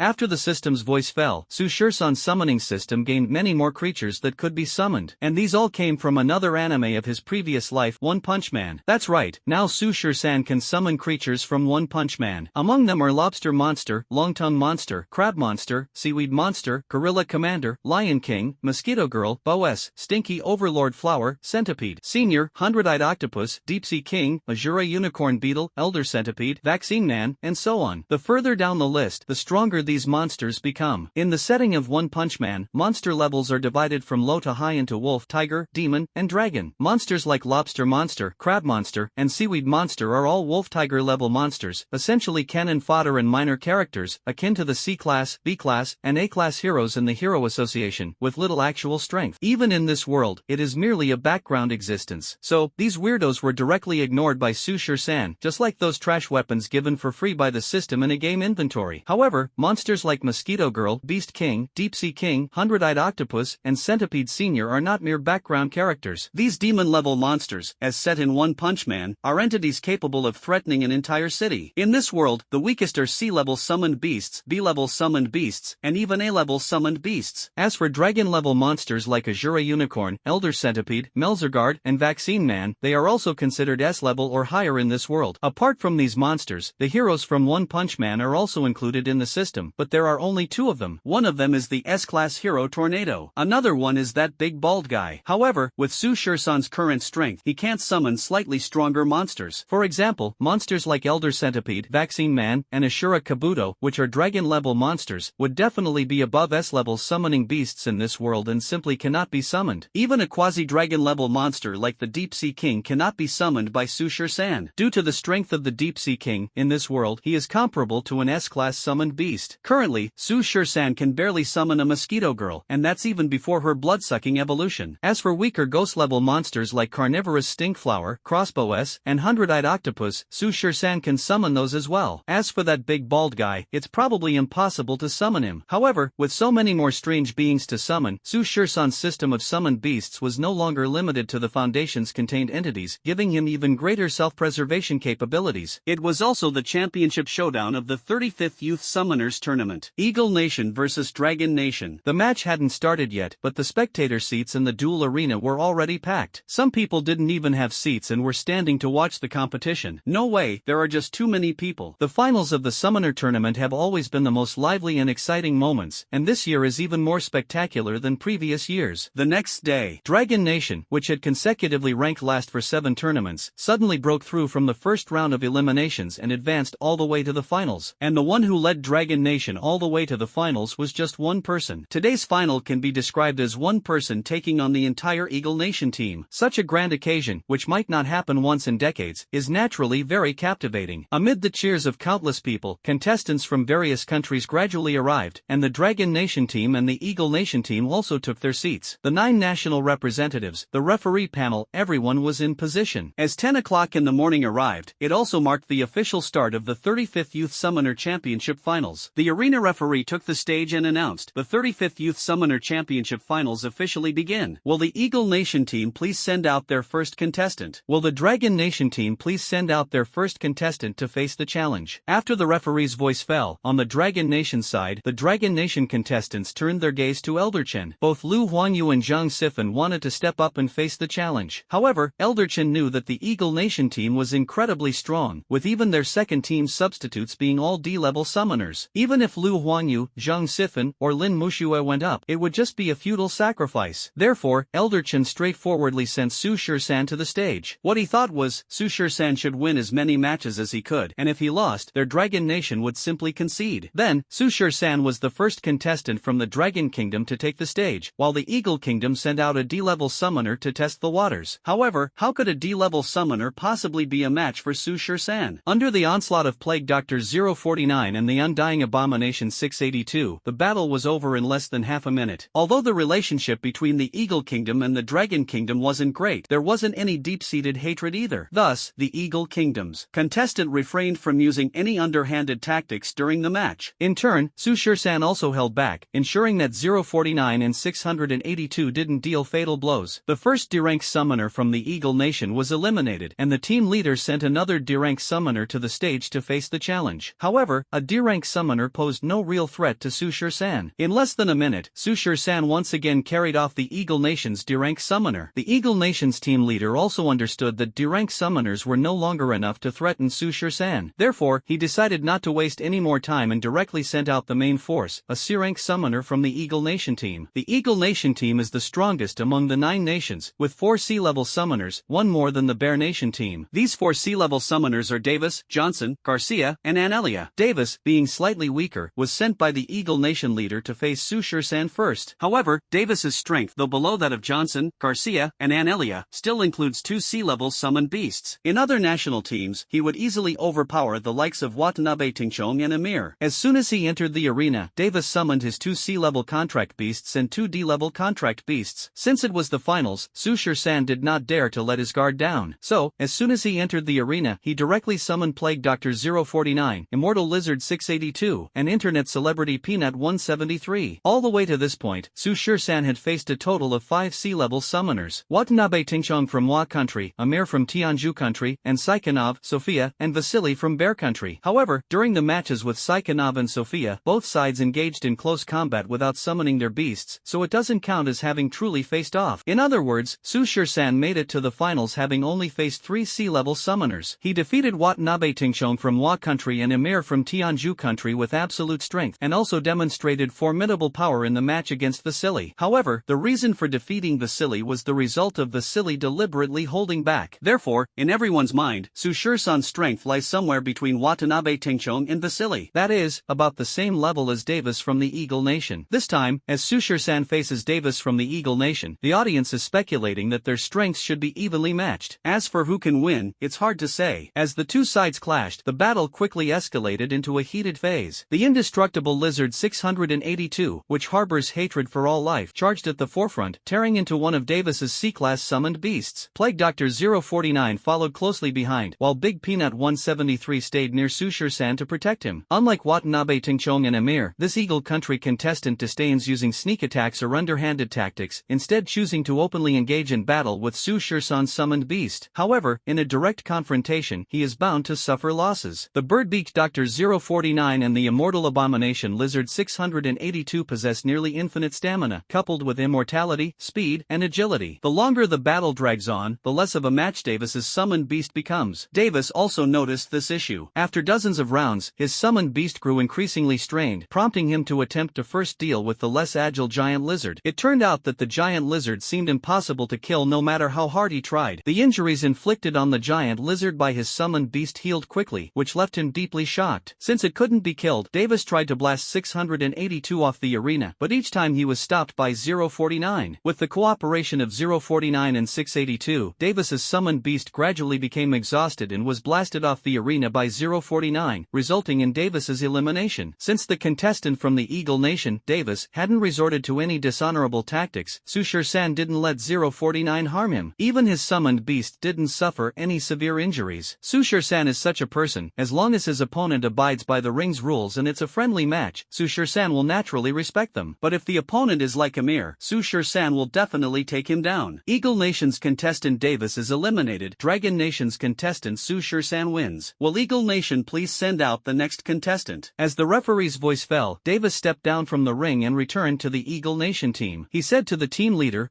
the Dragon Nation's summoned beast is peculiar. That big lizard of his heals its injuries very quickly. My summoned beast couldn't inflict any fatal damage on it. And that bird beach creature, I can't figure it out. Davis wasn't making excuses for his failure but was informing the leader about the opponent's situation. The Eagle Nation's leader had already noticed the peculiarities of Sushir-san's summoned beasts, so he did not blame Davis. He nodded at Davis, then turned to Johnson and said, "John, you're up next. Remember, don't get caught up in the fight, just knock your opponent's summoned beast off the ring." As Johnson stepped onto the stage, the referee once again announced the start of the match. With the coach's earlier reminder in mind, Johnson summoned all his contracted beasts as soon as the match began and launched a fierce attack on 049 and 682. His goal was clear: first knock 682 off the ring, then team up to deal with 049. The idea is good, but implementing it is not easy. The irritable 682, how could it be so easy to deal with? Although 682's strength is not considered top tier within the Foundation, in this world, based solely on its destructive power, it can only be classified as a sea-level summoned beast. Its speed is not comparable to the teleportation like 173, the Big Peanut, but it is still very agile. Alright, the most terrifying aspect is its regenerative and adaptive abilities, allowing it to evolve in response to harsh environments. Johnson wanted to knock 682 off the ring, but that was no easy task, especially with 049 ready to provide support at any moment. So, after dozens of rounds, when Johnson exhausted all his efforts to knock 682 off the ring, 049 took the opportunity to eliminate his two sea-level contracted beasts, thereby disqualifying Johnson. Seeing Sushir-san eliminate two sea-level summoners from the Eagle Nation in a row, the audience in the stands was in an uproar. Sushir-san's journey so far had been witnessed by many spectators. They initially believed that Sushir-san's strength was certainly superior to summoners like Watanabe, Tengchong, and Amir, who each had only one sea-level summoned beast. They thought his strength should be on par with summoners like Davis and Johnson from the Eagle Nation, who each had two sea-level summoned beasts. But what they didn't expect was that even a summoner like Davis Johnson, who possessed two sea-level summoned beasts, was no match for Sushir-san. Could it be that the three summoned beasts he called forth were all sea-level? Only a summoner with three sea-level summoned beasts, as powerful as Vasily from Bear Country, could stand a chance against him? At the 9 nations representative seats, the representatives of each nation, watching the battle that had just taken place in the arena, were deeply shocked. Sushir-san's journey along the way was witnessed by them, and the abilities displayed by the three summoned beasts he called forth were also seen by the representatives of the 9 nations. A peculiar bird-beaked creature with extremely fast speed and special skills, a large lizard with extraordinary regenerative abilities, and a very strange sculpture with speed comparable to teleportation. These summoned beasts were something they had never heard of before. If Sushir-san were not a member of the Dragon Nation team but just an ordinary summoner, they would have likely captured him long ago to study his summoned beasts. The Dragon Nation contestants area. Old Chen was carefully studying the battle of the Undying Scourge Lizard 682, as well as Plague Doctor 049 and Big Peanut 173. Old Chen discovered that the giant lizard summoned by Sushir-san had an extremely strong regenerative ability. Injuries severe enough to cause serious harm healed at a speed almost visible to the naked eye. Even when it lost a front limb, it grew back in less than 2 seconds. This completely surpassed his understanding. Old Chen knew that some lizard-like summoned beasts had very strong regenerative abilities. Even if their tails were severed, or even half of their bodies were cut off, they could fully recover within a few days. But a recovery speed visible to the naked eye, this was simply unheard of. That sculpture, which seemed to show no signs of life, surprisingly possessed a speed comparable to teleportation, something unheard of. Although the summoned beasts across countless dimensions are bizarre and come in all forms, those that surpass Old Chen's understanding are extremely rare. Yet, every summoned beast summoned by Sushir-san exceeded Old Chen's comprehension. This dealt a heavy blow to Old Chen, a summoning beast research expert. Over at the Eagle Nation team, Sushir-san consecutively defeated 2 C-rank summoners from the Eagle Nation, reaction, which left them feeling humiliated. The Eagle Nation's team leader stared at Su Shur-san on the stage, frowning deeply. However, the Eagle Nation's team leader did not feel a sense of crisis from the defeats, as their strongest combatant, Anelia, had yet to make an appearance. As long as the opponent wasn't a B-rank summoner, there was absolutely no way they could be a match for Anelia. Subsequently, the Eagle Nation's team leader sent Garcia, who was standing nearby, onto the stage. Garcia is the vice-captain of the Eagle Nation team and a summoner with 3 sea-level summoned beasts. Moreover, his summoned beasts are extremely unique, with strength far surpassing that of Davis Johnson earlier. After receiving the order, Garcia headed to the arena to face Su Shur-san. At this moment, from the distant Indian Nation players area, the Indian Nation team captain Amir, sitting in a wheelchair, was pushed over to the players section. Yesterday, following Watanabe Tingchong's suggestion, Amir approached Garcia of the Eagle Nation team, using Watanabe Tingchong's bottle of recovery liquid as a bargaining chip, intending to have Garcia cripple Su Shur-san in the arena. Garcia, who was rather greedy and prioritized profit above all, agreed without a second thought. Today, Amir came directly to the scene in a wheelchair, wanting to witness Garcia cripple Su Shur-san with his own eyes. The Eagle Nation team member Garcia steps onto the stage to face the Dragon Nation team member Su Shur-san. As the referee's voice fell, the vice-captain of the Eagle Nation team, Garcia, mobilized the energy within his sea of consciousness, and 3-dimensional gates slowly appeared beside him. A giant snail slowly crawled out of a dimensional gate. It carried a massive spiral shell on its back, with a pair of antennae and eyes covering the antennae. Its head, abdomen, and tail were identical to those of a snail, just an enlarged version of one. From the 2nd-dimensional gate, a summoned beast resembling a jellyfish with countless tentacles slowly emerged. On the stage. That's right, the 2nd sea-level summoned beast of Eagle Nation's Vice-Captain Garcia is a summoned beast that looks quite similar to a jellyfish. The match begins. Its appearance resembles a giant umbrella adorned with various patterns, with tentacle-like appendages growing along the edges of the umbrella-shaped body. The longest tentacles are incredibly thick, reaching 20 to 30 meters, and each thick tentacle is covered with eyes. From the last dimensional gate, a giant mantis leaped out. Its body was dark brown, with a pair of massive forelimbs resembling giant sides, lined with numerous razor-sharp spines on the inner side. Its outer wings appeared extremely tough, as if forged from steel. These are the 3 sea-level summoned beasts of Eagle Nation's Vice-Captain Garcia: King Hundred-Eyed Snail, Queen of Thunder, and King Bright-Winged Mantis. This summoner tournament saw the participation of several rounds by the Eagle Nation, but it was the first time for Garcia, the vice-captain, to take the stage and summon his own beasts in front of everyone. As a result, the audience in the stands was very curious about his 3 summoned beasts. They couldn't help but discuss fervently, is this the summoned beast of Eagle Nation's Vice-Captain Garcia? Why does it look so strange? That's right, a giant snail, a summoned beast resembling a jellyfish, and a giant mantis. They don't look very strong either. That giant snail is so disgusting. Its tentacles are covered with eyes, and underneath its body, why does it look so slimy? Snails usually have mucus, right? When they crawl, they leave traces on the ground. What a strange summoned beast. Why do I feel like this vice-captain of Eagle Nation isn't as strong as the 2 Eagle Nation players from earlier? Looking at Garcia's 3 summoned beasts, Su Shur-san also summoned Birdbeak Dr. 049, Undying Scaly Lizard 682, and Internet Celebrity Peanut 173 once again. As soon as 682 was summoned, its irritable nature drove it to charge directly at Garcia's 3 summoned beasts. Waiting to face it was Garcia's Bright-Winged Mantis King. Garcia's Bright-Winged Mantis King, similar in size to 682, is a summoned beast of the insect type, known for its agility, strong attack power, and high defense. The Bright-Winged Mantis King's pair of massive, side-like forelimbs slashed at the immortal lizard 682, directly severing a section of its tail. However, in just a few breaths, the severed section of 682's tail grew back, and it continued to bite at Garcia's Bright-Winged Mantis King. Yet, when faced with the agile, powerful, and highly defensive Mantis King, 682 found itself unable to do anything to it for the time being. Moreover, Garcia's Bright-Winged Mantis King could injure 682 with just one strike. Its incredibly sharp forelimbs, like a giant machete, could slash deep and long wounds into 682's body. Such severe injuries would likely kill an ordinary summoned beast in just a couple of hits. However, 682 could heal in a short amount of time, making it impossible to inflict a fatal wound on it. Thus, the 2 summoned beasts were at a stalemate, unable to overpower each other for the time being. Seeing that his Bright-Winged Mantis King couldn't kill the giant lizard no matter how it slashed, Garcia frowned and sent his Thunder Empress into the battlefield. The Thunder Empress, resembling a giant jellyfish, wriggled its massive body. Suddenly, a thick tentacle extended and wrapped around 682, which was grappling with the Bright-Winged Mantis King. In the next second, the thick tentacle suddenly turned bluish-purple, and an extremely powerful high voltage of hundreds of thousands of volts burst forth from it, electrocuting 682. The crackling sound of electricity echoed throughout throughout the entire dueling arena. No, it wasn't the sound of electric current, but the sound of an electric explosion. Accompanying the electric explosion were blinding, flickering electric sparks, like tongues of fire dancing across the arena. 682's entire body instantly turned to charcoal, with black smoke rising from the arena. Upon seeing Garcia's Thunder Empress unleash high-voltage electricity, the audience in the stands erupted in astonishment. Whoa, so dazzling. What was that sound? What just happened? The Garcia contestant from the Eagle Nation team, his summoned beast can actually release high-voltage currents. So powerful. Is this the strength of the #1 superpower? The abilities of this summoned beast are just unbelievable. The giant lizard summoned beast of the Dragon Nation contestant got scorched by the electricity. Can it even survive this? Thoroughly charred inside and out, there's no way it could still be alive. It's definitely dead. I can even smell the scent of roasted meat. From the spectator stands, the audience watched as number 682 on the stage was electrocuted by Garcia's Lightning Empress until it was charred inside and out. Its entire body turned into charcoal. They were convinced that Su Shirsan's summoned creature had undoubtedly been electrocuted to death. On the stage, Garcia, seeing the pitiable state of number 682, thought the same. He was particularly confident in his Thunder Queen. His Thunder Queen could release a high-voltage current of up to 1 million volts, even a highly defensive class. See, summoned beast, once entangled by the Thunder Queen's tentacles and stuck by the current released from them, would be fried to a crisp both inside and out. No matter how strong this giant lizard's regenerative ability was, if it were completely roasted and turned into a lump of charcoal, he refused to believe it could still survive. Just as everyone thought this way, the Thunder Queen in the arena, seeing that 682's entire body had been electrocuted into a charred black state, loosened its tentacles. But in the next second, the charred black shell on 682's body slowly began to peel off, and 682 reappeared in everyone's view, completely unscathed. Full of vigor, it charged at the massive Thunder Queen, biting down on one of its thick tentacles and tearing it off directly. What the heck? It's not dead? After being electrocuted like that, it still didn't die? Could it be that Garcia's jellyfish summon is all show and no substance? Impossible. The fiery tongues caused by that high-voltage electric explosion just now were leaping across the entire arena. The power was clearly visible to the naked eye. Not only the spectators in the stands but even the representatives in the seats of the 9 nations were utterly shocked. As experienced S-class summoners, they could sense the intensity of the high-voltage current unleashed by Garcia's Thunder Queen, as well as the sheer power of its attack. Ordinary C-class summoned beasts would either be killed or severely injured if caught by such a current. Seeing this, the audience in the stands erupted into an uproar. Yet that giant lizard was completely unharmed. Unbelievable. Truly unbelievable. Over at the Dragon Nation team's seating area, Old Chen was also greatly shocked. What just happened had once again exceeded his understanding. Of course, the most surprised of all was Garcia himself on stage. Seeing that his Thunder Queen's high-voltage current had no effect on that giant lizard, he looked as if he had seen a ghost. Impossible. This is absolutely impossible. Garcia was so shocked that he cried out, while in the distance, 682 was already charging toward the Thunder Queen again. Seeing this, he no longer hoped to kill that monster-like giant lizard, only wanting to quickly knock it off the arena. So, he immediately ordered the 100-eyed Snail King beside him, release the mucus. Upon receiving the order, the large snail nearby suddenly split open a seam in its writhing abdomen, and then a puddle of yellow liquid flowed out from its belly, gradually spreading across the entire arena. This puddle of yellow liquid appeared somewhat viscous, but its spreading speed was very fast. Within just a dozen seconds, it had submerged half of the arena. The indestructible scourge lizard 682, which harbored hatred for any living being, stepped onto the yellow liquid as if stepping onto ultra-sticky super glue, becoming completely immobilized. Seeing this, 049 wanted to assist 682, but as 049 stepped onto the yellow slime, he found himself unable to move, struggling with every step. At this moment, the Thunder Queen in the distance extended a thick tentacle and released a high-voltage current onto the slime on the ground. Through the conduction of the slime, the Thunder Queen's high-voltage current electrocuted 682, charring him inside and out. This time, the Thunder Queen acted smarter. After releasing the current, she immediately swung out a thick tentacle, wrapped it around the electrocuted 682, and flung him directly off the arena. Although 682 was not injured and quickly recovered, being thrown off the stage is considered elimination, and it could no longer return to the ring to fight. The hostile 682 was very unwilling to accept this and tried to rush back onto the stage, but was stopped by Su Shirsan, who had absolute control. He then directly sent the immortal Scourge Lizard 682 back to the dimensional space. The elimination of the immortal Scourge Lizard was not because it was too weak, but because Su Shirsan was too careless. He hadn't expected Garcia's giant snail summon to possess such an ability. It could release super sticky mucus, which happened to perfectly counter 682. After the elimination of the Undying Lizard 682, only Birdbeak Dr. 049 049 and internet celebrity Peanut 173 remained on stage. However, the highly agile 049 happened to be restrained by this super sticky slime. As long as 049 stepped onto the slime, he would need some time to break free, completely restricting him. Seeing this, the audience in the stands seemed to foresee the outcome of the match, one after another lamenting for Sushir-san. Sigh, now there's no suspense. This summoner from the Eagle Nation has a summoned beast that just happens to counter the Birdbeak summoned beast of the Dragon Nation summoner. Yeah, that Birdbeak summoned beast of the Dragon Nation contestant is extremely fast and agile. In the matches against the Wa Nation and the Indu Nation, it relied on its flexibility and versatility to win. But now, the Eagle Nation contestant's summoned beast has completely incapacitated it, thoroughly countering it. I didn't expect the Eagle Nation's contestant to be so strong. One summoned beast can release high voltage currents, and another can release this highly controlling adhesive. It's simply too powerful. No wonder they're the strongest nation, they truly have the strength. That's right. It seems that in this year's Youth Summoner Tournament, the Eagle Nation will be the champion once again. If they win this time, wouldn't the Eagle Nation team have won the championship 4 times in a row? Hiss, they're ridiculously strong. Over at the Bear Nation players section, seeing how strong Garcia from the Eagle Nation was, they were also pondering in their hearts. If the Eagle Nation sends Garcia to compete against their Bear Nation, who could face him? Skynov and Sophia definitely couldn't. Vasily might be able to put up a fight, but he probably wouldn't be a match either. Moreover, the Eagle Nation team's Anelia has not yet appeared. Thinking of this, they couldn't help but sigh. The strength of the Eagle Nation team is truly getting stronger and stronger. On the Dragon Nation contestants' side, the Dragon Nation players all looked ashen-faced. Seeing Garcia's 2 summoned beasts being so dominant and having eliminated one of Sushir-san's summoned beasts, now it's 2 against 3. Plus, 049 is restrained, making Sushir-san even less of a match. It's over, we're definitely going to lose this time. However, the Dragon Country players weren't too discouraged, because from the very beginning, they never planned to win, nor did they ever think they could defeat the Eagle Country team. Even making it this far was an unexpected surprise. Lost is lost, the second place is already more than they could have hoped for. A black hole space formed under 049's feet, a dimensional teleportation allowed him to break free from the super adhesive yellow slime beneath him and retreat to Sushir-san's side. Meanwhile, the yellow slime continued to spread across the arena, already covering more than half of it. Once it reached Sushir-san's feet, they would have no foothold at all, and elimination would be inevitable. There was no other way. Although 049 could perform dimensional teleportation and was incredibly agile, he couldn't use dimensional teleportation endlessly without rest. Moreover, 049 couldn't fly, making it impossible to fight at all. As for the viral sensation Peanut 173, Sushir-san wasn't sure if 173's teleportation-like speed could be restrained by this puddle of slime. However, once 173 charged forward, even if it could restrict the opponent's summoned beast, Sushir-san would still be overwhelmed. If the slime spread across the entire arena, Sushir-san would undoubtedly lose. However, Sushir-san wasn't worried, because he knew someone who could change the situation. When everyone thought Sushir-san was doomed to lose, they saw Sushir-san on the stage once again channeling dimensional energy from his sea of consciousness. A dimensional gate slowly appeared beside him. On the stage, under everyone's gaze, a hunched figure, an elderly man whose body was severely decayed and resembled a zombie, emerged from the dimensional space. Seeing this, everyone was stunned. They hadn't expected that Sushir-san would summon another beast at the last moment. But why does this summoned beast look like a nearly rotting corpse? For a moment, the entire audience was abuzz with discussion. Not, how did this Dragon Nation contestant summon another summoned beast? What is this thing? It's quite terrifying, like a highly decayed corpse. This seems to be an undead-type summon. Judging by its appearance, it should be an undead-type summoned beast. But this is the first time I've seen such a horrifying summoned beast. It's a bit nauseating. But aren't low-level undead summoned beasts usually very weak? Why did this Dragon Nation contestant summon it? Probably trying to make a last-minute counterattack. I think, since there's no hope of winning, they might as well just surrender. The creatures summoned by this Dragon Nation contestant are truly bizarre. I've never seen anything like them. Over at the Dragon Nation contestants area, Elderchen saw Sushir-san summon yet another creature he had never seen before, and everyone's gaze was focused on that corpse. Elderchen was also puzzled in his heart. The creatures Sushir-san summoned were truly more peculiar each time. First, there was the skeletal figure summoned the first time, which couldn't be killed no matter how hard it was attacked. Next came a humanoid creature with a bird's beak, incredibly fast and possessing extraordinary abilities. Then there was the large lizard with strong regenerative powers, along with the statue that could move as if teleporting. And now, a highly decayed corpse has been summoned. Each time it's more peculiar, repeatedly challenging Mr. Chen's understanding. However, regarding that highly decayed corpse, Old Chen's guess was that it was an undead-type summon creature. But as far as Old Chen knew, ordinary undead creatures were very weak, with low attack attack and defense capabilities, making them the least favored type of summoned beasts among summoners. What was Su Shursan's purpose in summoning such a creature? Everyone was puzzled, including the 9 representatives seated at the 9 nations delegation table. Garcia on the stage was also puzzled, but he didn't pay much attention to it. As long as the super-strong mucus of the 100-eyed Snail King spread across the entire arena, victory would undoubtedly be his. By then, taking advantage of the mucus's conductive properties, Garcia would have his Thunder Empress unleash high-voltage electricity at the right moment, severely injuring Su Shursan. At that point, he could claim it was an accidental injury, not only avoiding the stigma of a sneak attack but also earning a bottle of Amir's recovery liquid for free, a perfect 2 birds with 1 stone. Just as Garcia was lost in his thoughts, the corpse summoned by Su Shursan slowly walked up to him, and it was none other than the infamous Corrosion Elder 106 of the Foundation. Then, Su Shursan commanded 106, "Clean up this slime on the ground for me." As Su Shursan's command fell, black liquid began to ooze continuously from under Corrosion Elder 106's feet, gradually spreading forward, and the spreading speed was equally fast. Seeing this, everyone looked at each other in confusion. The audience in the stands couldn't help but discuss. This peculiar creature summoned by the Dragon Country contestant is also emitting black liquid. What is that black liquid? Is it corpse fluid? Could it be that this Dragon Country contestant intends to use this black liquid to counter Garcia's super adhesive slime? Hey, this is really interesting. I wonder which is stronger, this yellow mucus or this black liquid. Under everyone's gaze, the corrosive liquid produced by Corrosion Elder 106 had already spread far, colliding with the yellow mucus spreading from the other side. Garcia was very confident in the super strong mucus produced by his Snail King. This super strong mucus was extremely domineering, capable of trapping almost all summoned beasts of the same level. Moreover, it was resistant to fire burns and unaffected by flooding. But in the next second, Garcia was dumbfounded. The moment the yellow super adhesive merged with the black liquid, the super adhesive of Garcia the Snail King was swiftly corroded by the black liquid. After the black liquid corroded Garcia's yellow super adhesive, its spreading speed became even faster. In just a dozen seconds, the black liquid had corroded a large area of yellow adhesive in front of it, occupying half of the arena's space, and it was still spreading rapidly. Seeing this, everyone was shocked. The yellow super adhesive mucus of Garcia's summoned beast was completely corroded by that puddle of black liquid? What kind of monster has the Dragon Nation contestant summoned this time? Amid everyone's bewilderment, the corrosive liquid produced by Corrosion Elder 106 had already occupied 2/3 of the arena. Seeing this, Plague Doctor 049 couldn't wait any longer. Without the restriction of the yellow super adhesive, it began attacking the opponent's summoned beasts again. As for Corrosion Elder 106's corrosive liquid, 049 wasn't afraid of it because it had once intercepted Corrosion Elder 106's ability. Although it couldn't produce this corrosive liquid, it was immune to it. After charging forward, 049 discovered that Corrosion Elder 106's corrosive liquid hadn't completely eroded the puddle of yellow adhesive yet, so it retreated again. In fact, 049 didn't need to act anymore. As long as Corrosion Elder 106's corrosive liquid spread across the entire arena, Garcia and his 3 summoned beasts would have no place to stand, ensuring their inevitable defeat. At the edge of the arena, Garcia saw the black liquid from Corrosion Elder 106, which had already eroded more than half of the arena. The yellow super adhesive mucus of his 100-eyed Snail Emperor was depleting rapidly, and he was deeply alarmed. He couldn't understand what that puddle of black liquid was. It was so overbearing that it could even corrode the super adhesive mucus of his 100-eyed Snail King. But now, there was no time to think further. Seeing the arena area in front of him being gradually consumed by that black liquid, Garcia immediately ordered his Thunder Queen to use its antennae to clear away the black liquid. Garcia wanted his Thunder Queen to sweep the black liquid off the arena. Upon receiving Garcia's command, the nearby Lightning Empress extended a thick tentacle. However, the moment it touched the black liquid on the ground, it was corroded away. In just a breath's time, the Lightning Empress had lost another thick tentacle. Fortunately, the Lightning Empress has relatively weak pain receptors, otherwise, its agonized screams would have echoed throughout the entire arena. Seeing how overwhelmingly corrosive the black liquid was, capable of dissolving anything upon contact, Garcia was once again struck with astonishment. But then, a sudden idea flashed through Garcia's mind. This black liquid was a flowing fluid, and his Lightning Empress was capable of releasing high-voltage electricity. Instantly, his astonishment turned into exhilaration. You should know that substances like metal and water are conductive. This black liquid is fluid, so it must contain moisture and is definitely conductive. And his Thunder Empress can release high-voltage lightning, which is extremely powerful. Not to mention water or metal, even this rocky ground can conduct electricity. If his Thunder Empress were to release high-voltage lightning onto the black liquid on the ground, the electricity could be conducted and attack Su Shursan and his summoned beast from a distance. Thinking of this, Garcia immediately ordered his Thunder Queen, release high-voltage lightning over there. Receiving Obeying Garcia's command, the Thunder Queen extended a thick tentacle once again, releasing 1,000,000 volts of electricity from its body toward the spreading black liquid in the distance. As the tentacle turned bluish-purple, a surge of high-voltage lightning capable of distorting space was unleashed. The current leapt onto the black liquid, attempting to use its conductivity to attack Su Shur-san in the distance. But the next second, Garcia was dumbfounded. His Thunder Queen, releasing 1,000,000-volt high-voltage lightning, struck that puddle of black liquid, but the surging current was actually corroded away, as if sinking into the sea without causing the slightest ripple. Stunned, completely dumbfounded. Not only was he dumbfounded, but the audience in the stands was also completely dumbfounded, because they also witnessed the scene just now. The representatives of the 9 nations at the seats of the 9 nations all stood up in shock one by one. What just happened? That puddle of black liquid could actually corrode high-voltage lightning? That was 1,000,000 volts of high-voltage lightning. It was actually corroded away? Inconceivable. Truly inconceivable. That's lightning, not swords, spears, or staffs, not physical damage, but elemental attack. What the hell? What is going on? But that puddle of black liquid can even corrode elemental energy attacks. This. Over at the Dragon Nation's contestant area, Elder Chen's eyes were almost popping out after witnessing the scene just now. He had never seen anything so unbelievable in his entire life. Corrosive lightning? A liquid that can corrode lightning? This is way too sci-fi. After the corrosive liquid from Corrosion Elder 106 eroded the high-voltage lightning of the Lightning Empress, its spreading speed increased significantly, and it was about to threaten Garcia and his 3 summoned beasts. Seeing this, Garcia could only make a final desperate struggle. Unbelievable. He had his 100-eyed Snail King continue to release super mucus, but the more it released, the faster the black liquid spread. His Thunder Queen and Brightwing Mantis King were also helpless. As soon as their bodies touched the black liquid, they would be corroded. Moreover, although his Brightwinged Mantis King had wings, it couldn't fly and was completely incapable of fighting in the air. In the end, faced with the corrosive liquid of Corrosion Elder 106, Garcia could only admit defeat. In fact, Su Shur-san didn't need to go through so much trouble at all. On the stage, Corrosion Elder 106, aside from being able to release this incredibly potent corrosive liquid, has an even more extraordinary ability. That is the pocket dimension that was once stolen by 049. Su Shur-san could easily command Corrosion Elder 106 to pull Garcia's 3 summoned beasts into its pocket dimension. In that dimension, Corrosion Elder 106 has absolute control, making it very easy to deal with 3 sea-level summoned beasts. Back when Birdbeak Dr. 049 challenged the entire Foundation's containment objects, it also challenged Corrosion Elder 106 and was pulled into its dimensional space by 106. Within Corrosion Elder 106's dimensional space, 049 was completely overwhelmed, unable to hit or even touch 106, and was brutally dominated by 106. In the end, 049 deliberately pretended to be killed by 106, lying on the ground in feigning death. When the Corrosion Elder 106 let down his guard, 049 seized the opportunity to approach and tore off 106's head. If it weren't for the carelessness of the Corrosion Elder 106, it would have been truly difficult for 049 to kill him in his dimensional space. Therefore, the Corrosion Elder's abilities are undoubtedly very powerful. Just relying on his incredibly domineering corrosive liquid, he can suppress most summoned beasts, ferocious beasts, in this world. The reason Su Shur-san did not allow the Corrosion Elder 106 to use his space-manipulating abilities was that he did not want this heaven-defying power of the Corrosion Elder to be exposed to the world. More precisely, he did not want it to be revealed in front of so many people. This is the same principle as not revealing one's wealth. This also applies to 049. Su Shur-san only allows 049 to use the dimensional teleportation derived from the pocket dimension. As for other overpowered abilities, Su Shur-san directly forbids 049 from using them. Eagle Nation contestant Garcia voluntarily concedes. Dragon Nation contestant Su Shur-san wins. Will the Eagle Nation team please send out their next contestant? As the referee's voice fell, it also announced Garcia's elimination. Seeing that the second strongest fighter of the Eagle Nation team was also eliminated, the spectators in the audience looked at each other in disbelief. The Dragon Nation team actually won again. What on earth was that summoned beast the Dragon Nation contestant just called out? And what was that black liquid spreading across the entire arena? It's unbelievable. Absolutely unbelievable. If I wasn't mistaken, that black liquid even corroded the lightning released by that giant jellyfish. What was that? A special ability or a special skill? It should be a special ability, similar to the yellow mucus released by that giant snail, but that black liquid is much more aggressive than the yellow mucus. The Eagle Nation team has a total of 4 sea-level summoners, and now 3 of them have already been eliminated by the Dragon Nation team. Only 1 remains. The Dragon Nation team is on track to win the championship, taking on the entire Eagle Nation team single-handedly. This guy is absolutely incredible. Winning the championship? I think it's a bit uncertain. I heard the Eagle Nation team still has their strongest member, who possesses 4 sea-level summoned beasts. Although this Dragon Nation contestant is very strong, I doubt they can match up. That's not necessarily true. If that Dragon Country contestant summons the creature that can release corrosive liquid again, letting the liquid spread across the entire arena, no matter how many summoned beasts come, they won't stand a chance. Amid the audience's discussions, Garcia stepped down from the stage and returned to the Eagle Country contestant area, feeling somewhat speechless in front of the team leader. Team leader, I really didn't expect the Dragon Country person to have such a summoned beast. However, the Eagle Country team leader did not blame Garcia. It's okay. I watched your battle just now. It's not your fault. That Dragon Country kid's summoned beast is just too bizarre. After speaking, the leader of the Eagle Nation team looked toward Annelia, the strongest combatant of the Eagle Nation team. Princess Annie, do you have confidence? If others heard the leader of the Eagle Nation team address a little girl like this, they would probably be stunned. This leader of the Eagle Nation team, an A-rank summoner, actually addressed her as princess and behaved so respectfully in her presence. But the other members of the Eagle Nation team were not surprised, as they all knew Annelia's true identity. She was the eldest princess of the royal family of the Eagle Nation's president, the biological daughter of the current president of the Eagle Nation. Annelia's identity was little known only to those close to her, as well as the members of the Eagle Nation team and the team leader. Ordinary people and those from other countries were almost unaware of her identity.